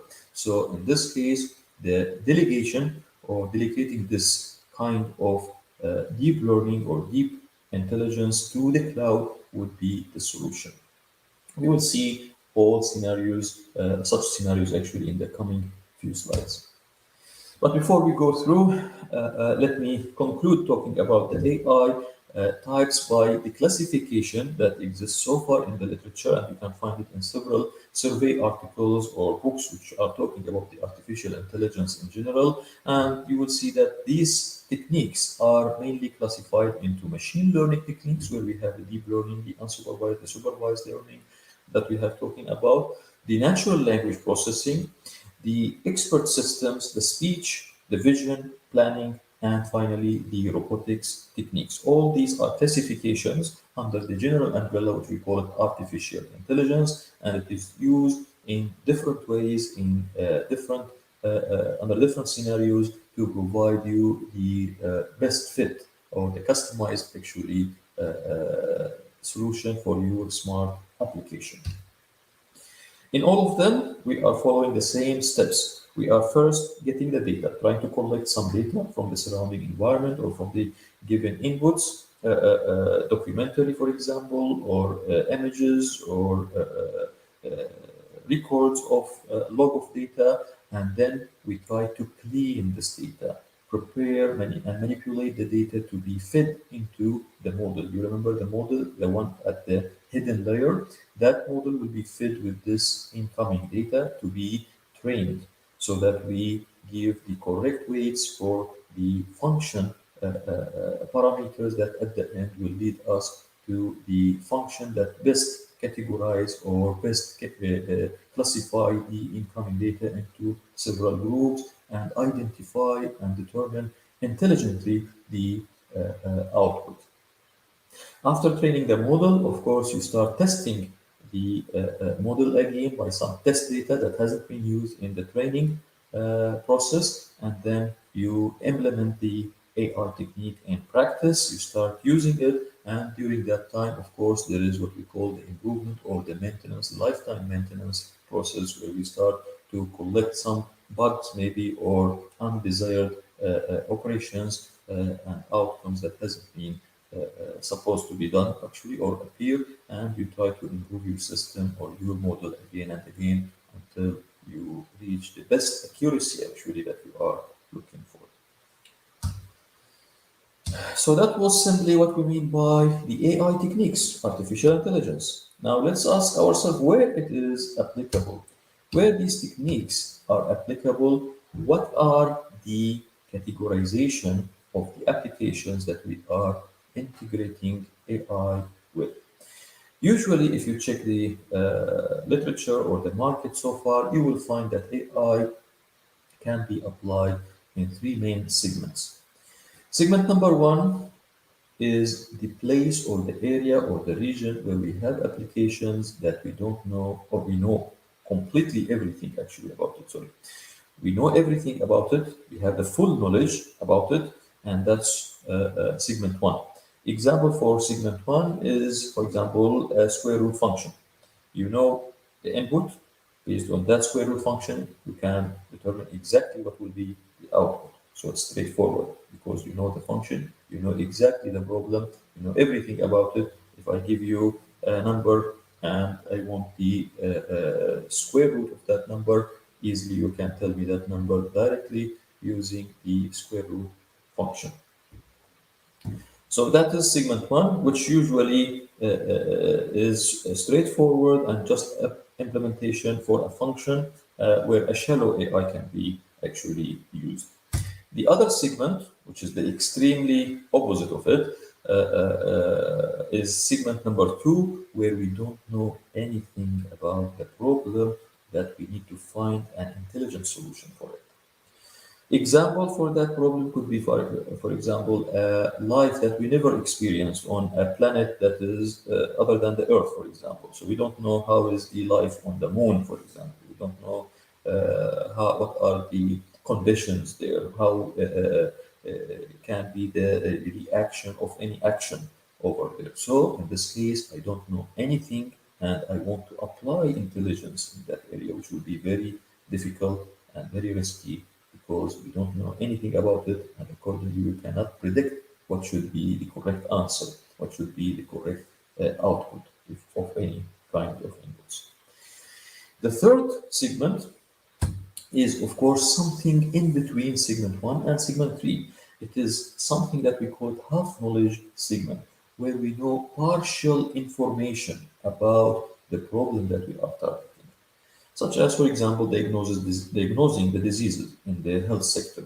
We know the disease, we know some symptoms that can be, for example, guiding us or can be a guidance towards diagnosing that disease, but it is not for sure, because there are some diseases that are sharing or overlapping or having overlap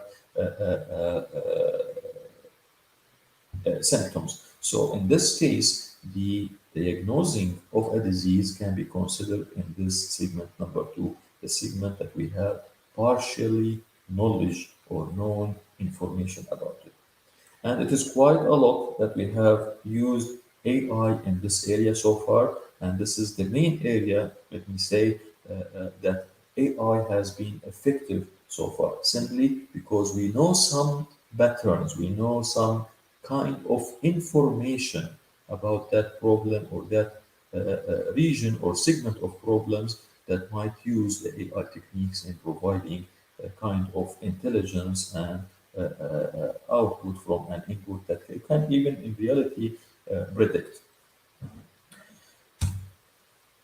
So intelligence is required to handle problems in segment 2 in general nowadays. As more knowledge is acquired, topics in segment 3 move to segment 2, and topics in segment 2 move to segment 1 as well. So, for example, the big data project that came based on this concept. We have lots of data, we have lots of information surrounding us nowadays. We are getting information from our smartphone, we are getting information from the sensors that are implemented in these smartphones, we are getting information from our vehicles, from our smart and intelligent also systems that are involved in these vehicles, from the traffic system, from the health sector. We are getting information from all these digitalized actually systems. And these information form for us what we call the big data, the big information around us that we need, and the scientists are calling to utilize it and provide kind of smart applications based on it, using simply what we call it the AI techniques or the artificial intelligence in this domain. So we talked about the AI, the applications, and how it is classified.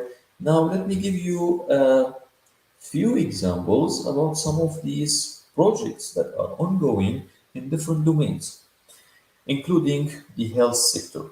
In health sector, there are lots of applications and implementations nowadays that are using the artificial intelligence to provide the end user, which is the patient or the physician, with some information, useful information that can help a lot in the treatment, in the tracking of the patient record, in diagnosing the diseases, and sometimes trying to avoid some kind of disease spread also, as we are experiencing in the age of Corona nowadays.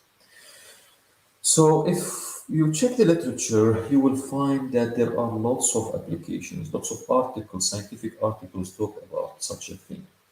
However, we tried recently in one of our recent actually publications with one of the well-reputed journals, LCB Computer Communications, we tried to overview these applications and see what were the common things, what was the common architecture for all these systems that integrated AI in the era of Internet of Things or Internet of Everything around us nowadays.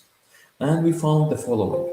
The architecture in that system mainly consists of the edge devices, which are usually representing the input layer, as I explained at the beginning, in the AI technique that will be used actually in this area.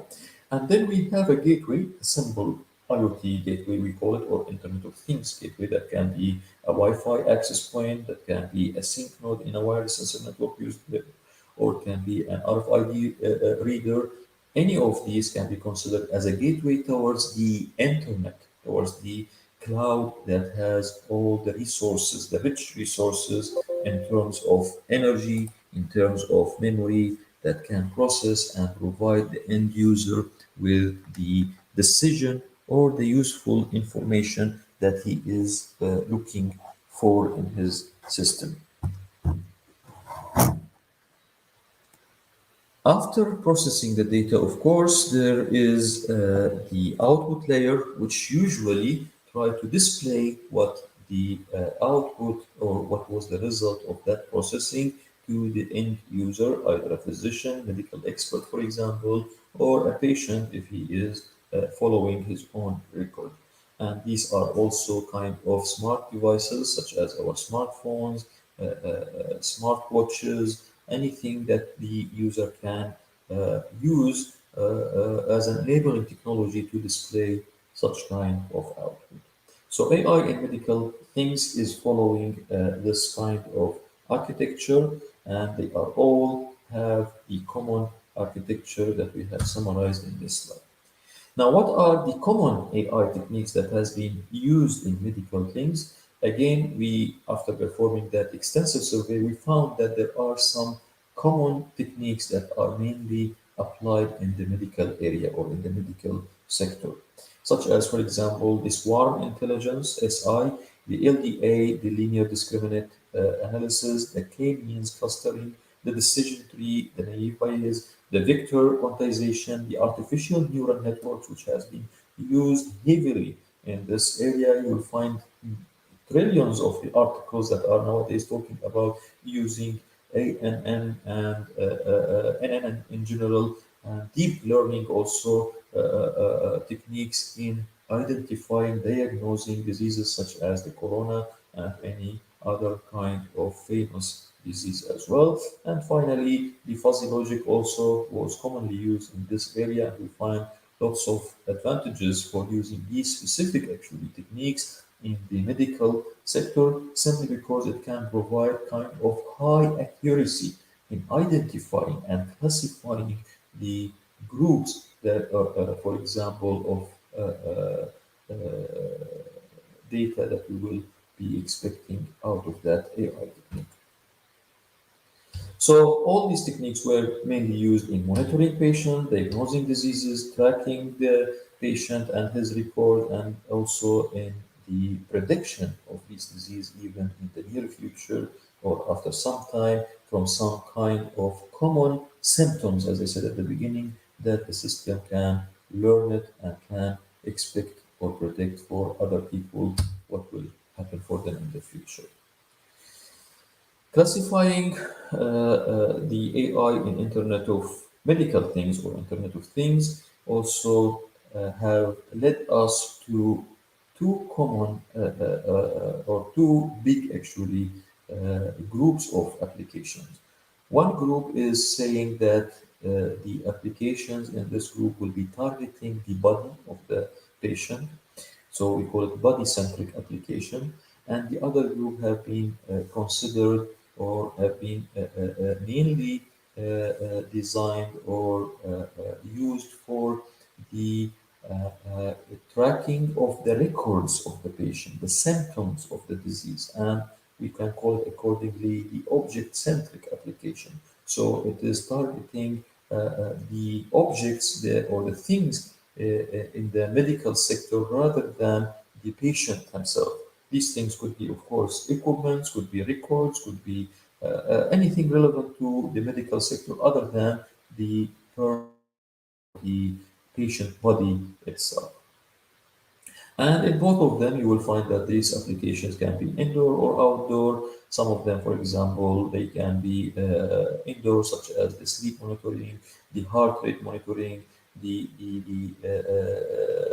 Internet of Medical Things enabled medical scanners, for example, that are used in indoor applications, and so on. Some of them are outdoor applications, such as the air medical service, the smart ambulances around us in smart cities, the facial outdoor circumstances and scenarios, the outdoor health monitoring, and so on. So all these are kind of actually categorized groups of the general application of the AI in medical sector.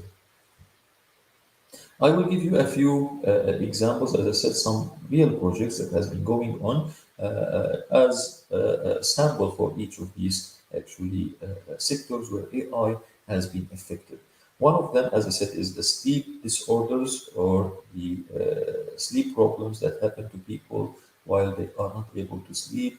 And scientists nowadays, they are trying to use AI and image processing to take photos for the positions that the person is taking while he is sleeping and map it to the sleeping disorders and telling and predicting even in the future when that person can have sleep disorders based on which position that he is taking. They can predict also whether he is experiencing such kind of disorders or not.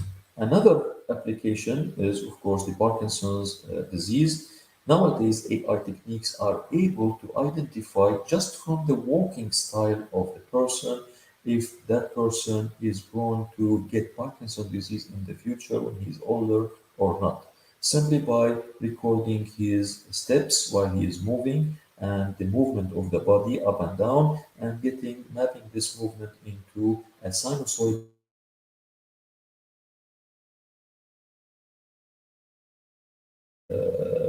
trend that predict the Parkinson's disease or that can be associated with the Parkinson's disease in the future. Another domain for applying AI techniques also that we are experiencing heavily nowadays is the smart cities. We are seeing lots of smart applications around us. One of the successful actually and remarkable projects that I consider it in this new age is the AI city that China has been working on. In China, there is a big project called AI City where they are trying to implement AI in every facility, in everything in the city.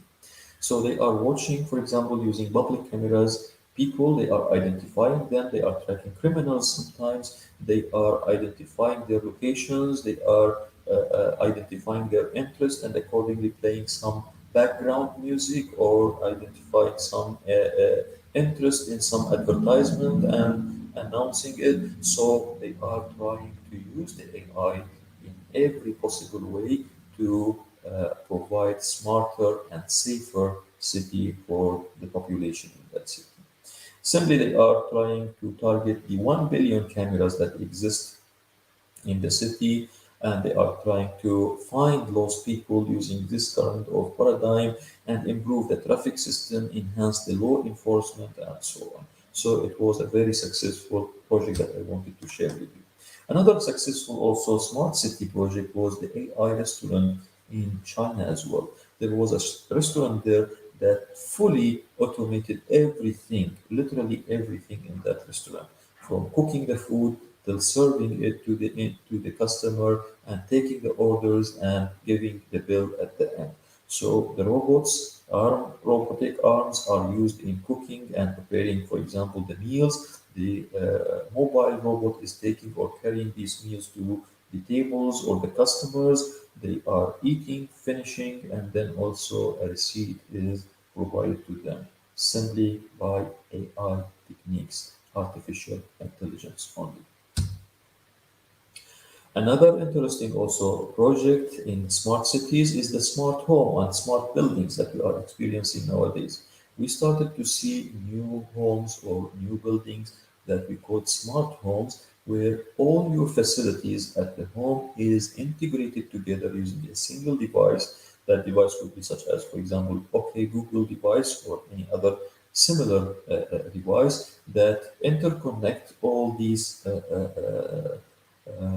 facilities at home or appliances, including your TV, your washing machine, your dishwasher, your coffee maker, and it tries to optimize the energy usage in them in their on and off status while you are in and out the home, and also locating some lost items, sometimes such as your kitchen and so on.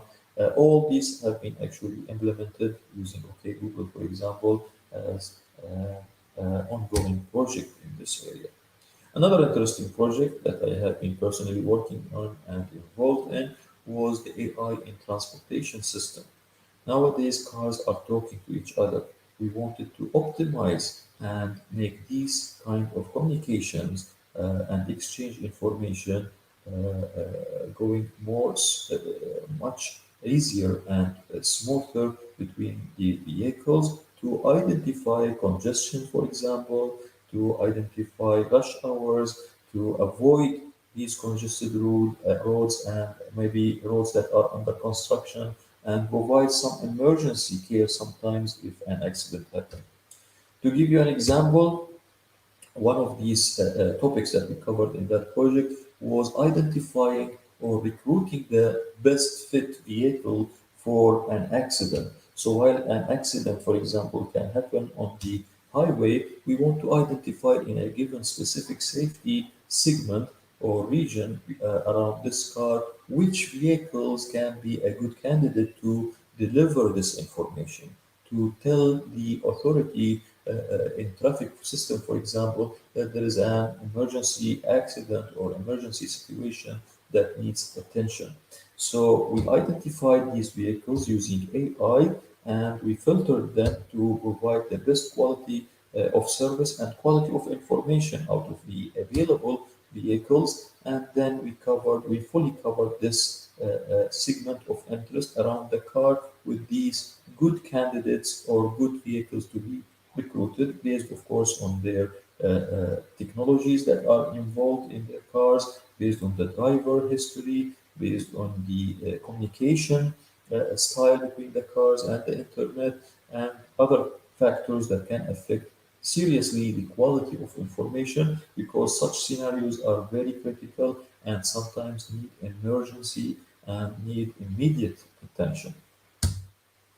In all these actually applications, in general, the transportation systems, we have been using the vehicle as an input resource for the data, and there were kind of a sync node that can exist in the highway or in a tower in the city to collect this data, provide it to the cloud or to the internet, where a supercomputer is working or a server for the traffic authority is working and analyzing and employing the intelligence in it to provide at the end smart solution that the user can display on his smartphone or in any device that can be handheld or attached to the driver to be used. So you can see again here the general architecture that we proposed and we talked about at the beginning for the AI techniques. There are inputs and these inputs are used in the input layer. There is a model running on the server to identify and classify things, and there is an output layer where the devices that will be used to display the output are utilized. Another traffic system example was the smart speed system or the dynamic speed system, we call it, where we are not anymore satisfied with the static speed signs that exist already on the roads. some of these speeds are really dangerous, especially those that are on the highway, which says, for example, the highway speed is 100 kilometer per hour under any kind of weather condition, under any kind of circumstances, which is totally wrong. Because if there is a snow, for example, or there is a heavy rain, we cannot tell the drivers this is the speed limit. It should be much less than 100 kilometer per hour. And accordingly, we developed a new system that employ these AI techniques in analyzing the current scenarios, in using, of course, the forecast station information that is coming from sensors usually on the highway or in the city, tell the weather information. In addition to weather information, the conditions of the way, the highway itself or the road itself, it doesn't have any bumps, doesn't have any butthole, is it under construction, or there is something going on the road. Accordingly, the speed limit is updated on these electronic signs that should be replacing the static one and giving the correct message to the driver about the speed limit that he can use. And at the same time, if there is a driver who violate these kind of speed limits or an accident happen, it will be also reported to the cloud, where AI is taking care of the classification and identification of the event and providing the appropriate output or service to that driver. So that was another project that we worked on and is now under use as well in Canada. Another interesting mobile app also that we worked on in the transportation sector. It was a mobile app that detects the events on the highway or in the road that we are driving in, collects the information, and then report it to a database that is authorized by the traffic system. Now, in this application, we try to maintain two types of modes: the active mode, the passive mode. In active mode, we are asking, of course, the driver or somebody near to the driver to deliver the information or report the information about the road that he is driving on, such as an accident that he watched or a bump that he experienced, and so on. On the other side, the passive mode, it automatically report these things without the need to interrupt the driver while he is driving, which is safer in such kind of scenarios. And it reports automatically using the gyroscopes, the sensors that are built in the smartphone that we are usually carrying in our pockets all the time, and delivering this information to the cloud. And at the same time, this information can be helpful in identifying, as I said, kind of accidents on the way, traffic jam, or any kind of crossing animal on the way that can be a reason for a big accident or damage in the future. So with this kind of reporting, we are able to identify the location of these events in the database that we have over the cloud, report it to the authority, analyze it a little bit more maybe, and provide kind of different classification for the severity, criticality, and its correlation to other events, and finally pop up on the Google Map, for example, to show these events and these actually things that the driver and the traffic user might be interested in. This is a snapshot actually for the Google Map that we built, where you can see all these events in real time on the map. And again, the system was very simple, just input, model, and output. That's simply what it was, where we applied the AI over the cloud. Another area where AI is also heavily implemented nowadays is the law and justice. So there are lots of trends in using AI in law. For example, the chatbot in China, we had they produced actually that chatbot where you can, or the person can simply ask his legal question, automatically the computer will answer it based on the laws and regulations that you fit the computer with, and the AI techniques here will be used to identify your question objective from the keywords that you are giving, and providing you the accurate answer about it, which can save lots of money and lots of time and lots of efforts as well. Another way to apply the AI in law can be in e-discovery to check some records electronically and identify it, declassify it. The legal search also that is usually done electronically in the digital systems, the legal analytics, the prediction of the outcomes, the chatbots that we talked about, all these have been already in practice in several countries such as Canada and US, for example, and they are using the AI in it simply to identify some legal issues in the soft actually domain, in the digital information that we have over the internet. And finally, in Japan, another project that utilized the AI in also building a robotic lawyer, which has the name Ross, as far as I know, and this Ross starts to answer specific legal questions accurately and give the exact answer that a real lawyer, experienced lawyer, actually can give to his customers. So that was the legal or the law domain where AI was heavily applied. And the other sector also that we can see lots of AI solutions and applications is the agriculture actually, where I personally have been involved in one of the interesting projects to identify the productivity of specific farms, rice farms actually, where the farmers, they were interested to learn how much amount of water they have to provide in their farm to get the best crops at the end of the season, so that they save the water and the money at the same time get the best crops at the end. And to do this, we installed some sensor nodes underneath under the ground, and these sensor nodes were collecting actually some data and parameters such as the water level, the pH level, the other elements also values, and provided through a wireless actually access point to the internet, where the data is analyzed over a server there using AI techniques and classified so that it tells the farmer at the end the best time to irrigate and the best time to stop that irrigation process. Another interesting also application for AI was in species at risk detection.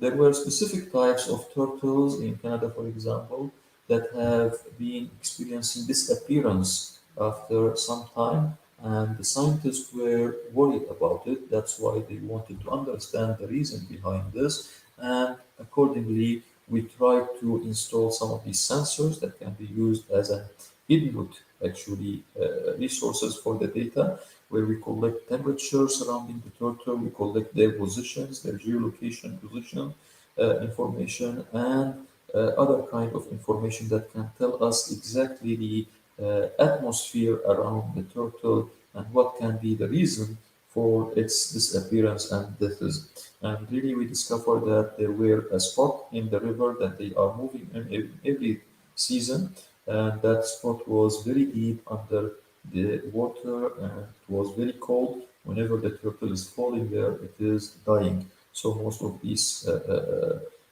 turtles were dying because of the low temperature that we were able to identify using some AI techniques running over the cloud server and telling the scientists, here we go, there is a problem here, we have to address it.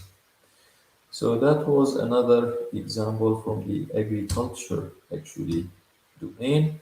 There is another one from agriculture also, which is very common, the forestry fires nowadays in some countries such as Canada and US and Australia, where the governments are spending lots of money to address it. Simply using AI techniques, we can predict when this fire can happen using a set of sensors that are distributed and wirelessly reporting these parameters such as temperature, humidity, light, and so on.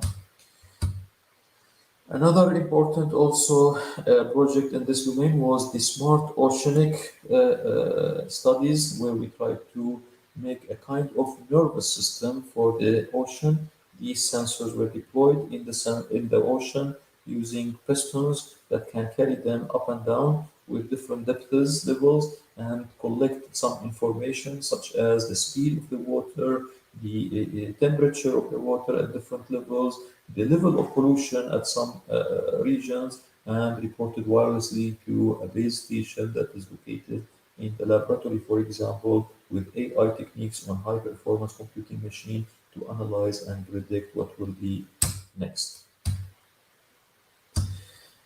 By this, we have almost reached to the end of our talk for today. We have concluded lots of applications of AI in surrounding environment. However, in all these applications, we can see that always we are in need for a new model that can represent the knowledge that we are collecting, giving some reasons behind it, reasoning it, and finally learning from it and gain the experience so that in the future these AI techniques can by itself identify and intelligently predict what will happen.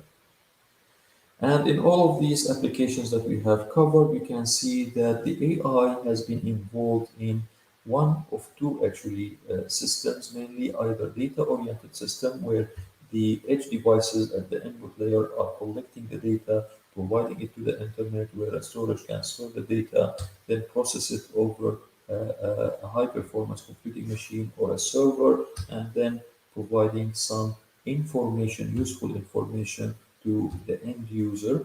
On the other side, the other architecture can be the service-oriented architecture or model where we are interested more in providing a server rather than a service, rather than studying the data itself. And in this service-oriented model, the information were automatically collected and maybe analyzed and gathered over the server so that we can decide the best service that can be provided from that set of information and maybe activate something in the smart environment around the user and provide him with the intelligent solution. However, in all, we can summarize that we have again the same system. We have input and output layers. We have the model, which is actually employing the AI technique to learn and predict the output of the incoming or given data as an input. In all these projects, I want to say that we are facing still lots of challenges, although we have achieved lots of advances and developments. However, still there are serious challenges that the scientists are facing and the researchers. Some of these challenges include the ethical issues in applying these AI techniques, the precision and accuracy of the results that are obtained from AI techniques and their effects, the cost of the project using these AI techniques, the security and privacy, energy efficiency, safety, reusability. All these are actually serious challenges that the scientists are trying to address nowadays and overcome to provide you more optimized solution. However, in my opinion, ethics, security and privacy, safety, those are the critical challenges that we have to focus on, because without addressing these specific challenges, the big question stay there: is AI a threat or something that we can take benefit of and we feel safe with? It is a threat, of course, if we don't apply the ethics, if we don't provide secure solution, if we don't consider safety of in the presence of AI. Once we consider these three, of course, the AI is not a threat and can be something that will advance our daily life by a lot. By this, we reach to the end of the talk, as I said, and I will be happy again to receive your comments and your questions. If any, please forward me your questions at my email, which is fadi, F-A-D-I, dot alturjman, A-L-T-U-R-J-M-A-N, at neo.edu.tr. This is my personal email. Feel free to email me, collaborate, ask, feel free anytime. For now, stay safe and healthy, and take care. Okay, and as you see, Professor Fadi El-Turjman completed his presentation. Really, I'd like to thank He's very impressive, more detail and perfect presentation. Really, we learn many things. As you see, you can use all subjects in artificial intelligence. Perfect presentation. Thanks again. And let me check my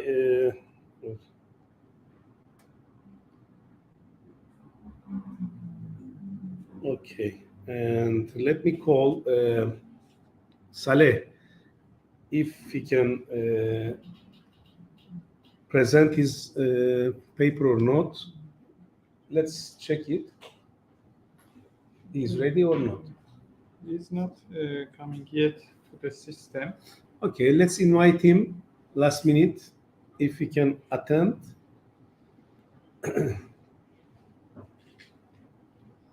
Please enter system. Enter link. Okay. Few seconds later, we will be sure if we can make this presentation or not.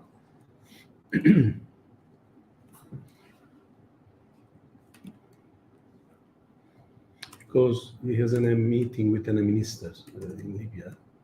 This is the reason he's very busy, the last minute meeting, and he's trying to connect with us.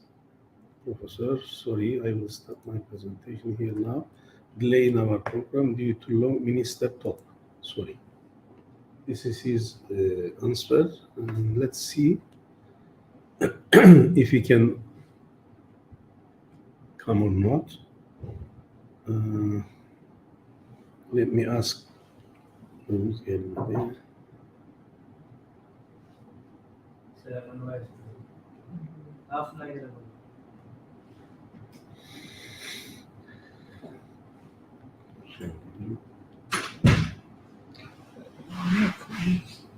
Just don't close it completely. Thank you.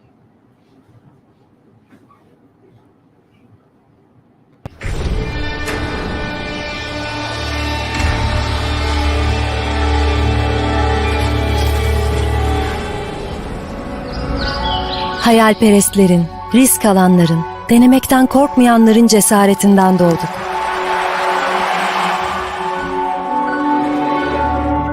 Bizi asla yarı yolda bırakmayan o sesin rehberliğiyle ilerlemeye ve öğrenmeye devam ediyoruz. Bunun için varız. Bu yüzden gece geç saatlere kadar lambalarımız sönmez. Elveda demek hem hüzün hem de gurur verir. Her şeyi sorgulayarak ve merakımızı besleyerek, dayanıklılığımızı test ederek,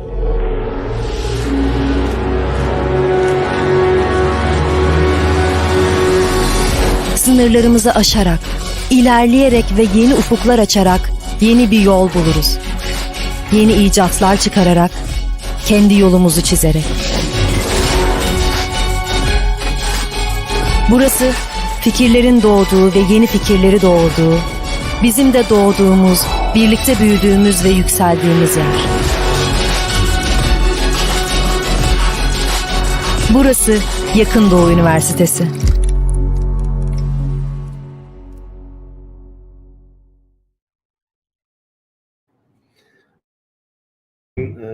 I would like to thanks for all.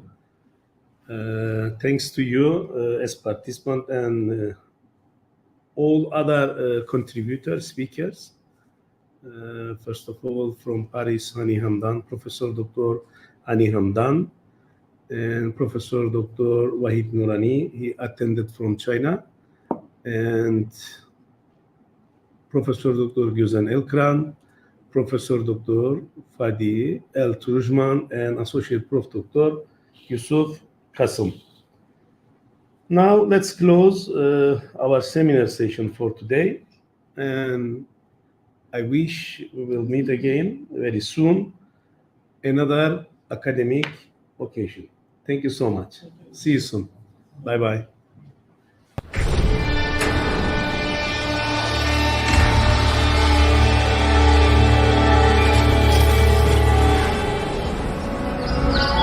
Hayalperestlerin, risk alanların, denemekten korkmayanların cesaretinden doğduk.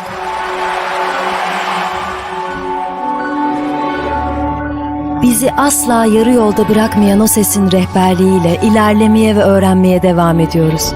Bunun için varız. Bu yüzden gece geç saatlere kadar lambalarımız sönmez. Elveda demek hem hüzün hem de gurur verir. Her şeyi sorgulayarak ve merakımızı besleyerek, dayanıklılığımızı test ederek,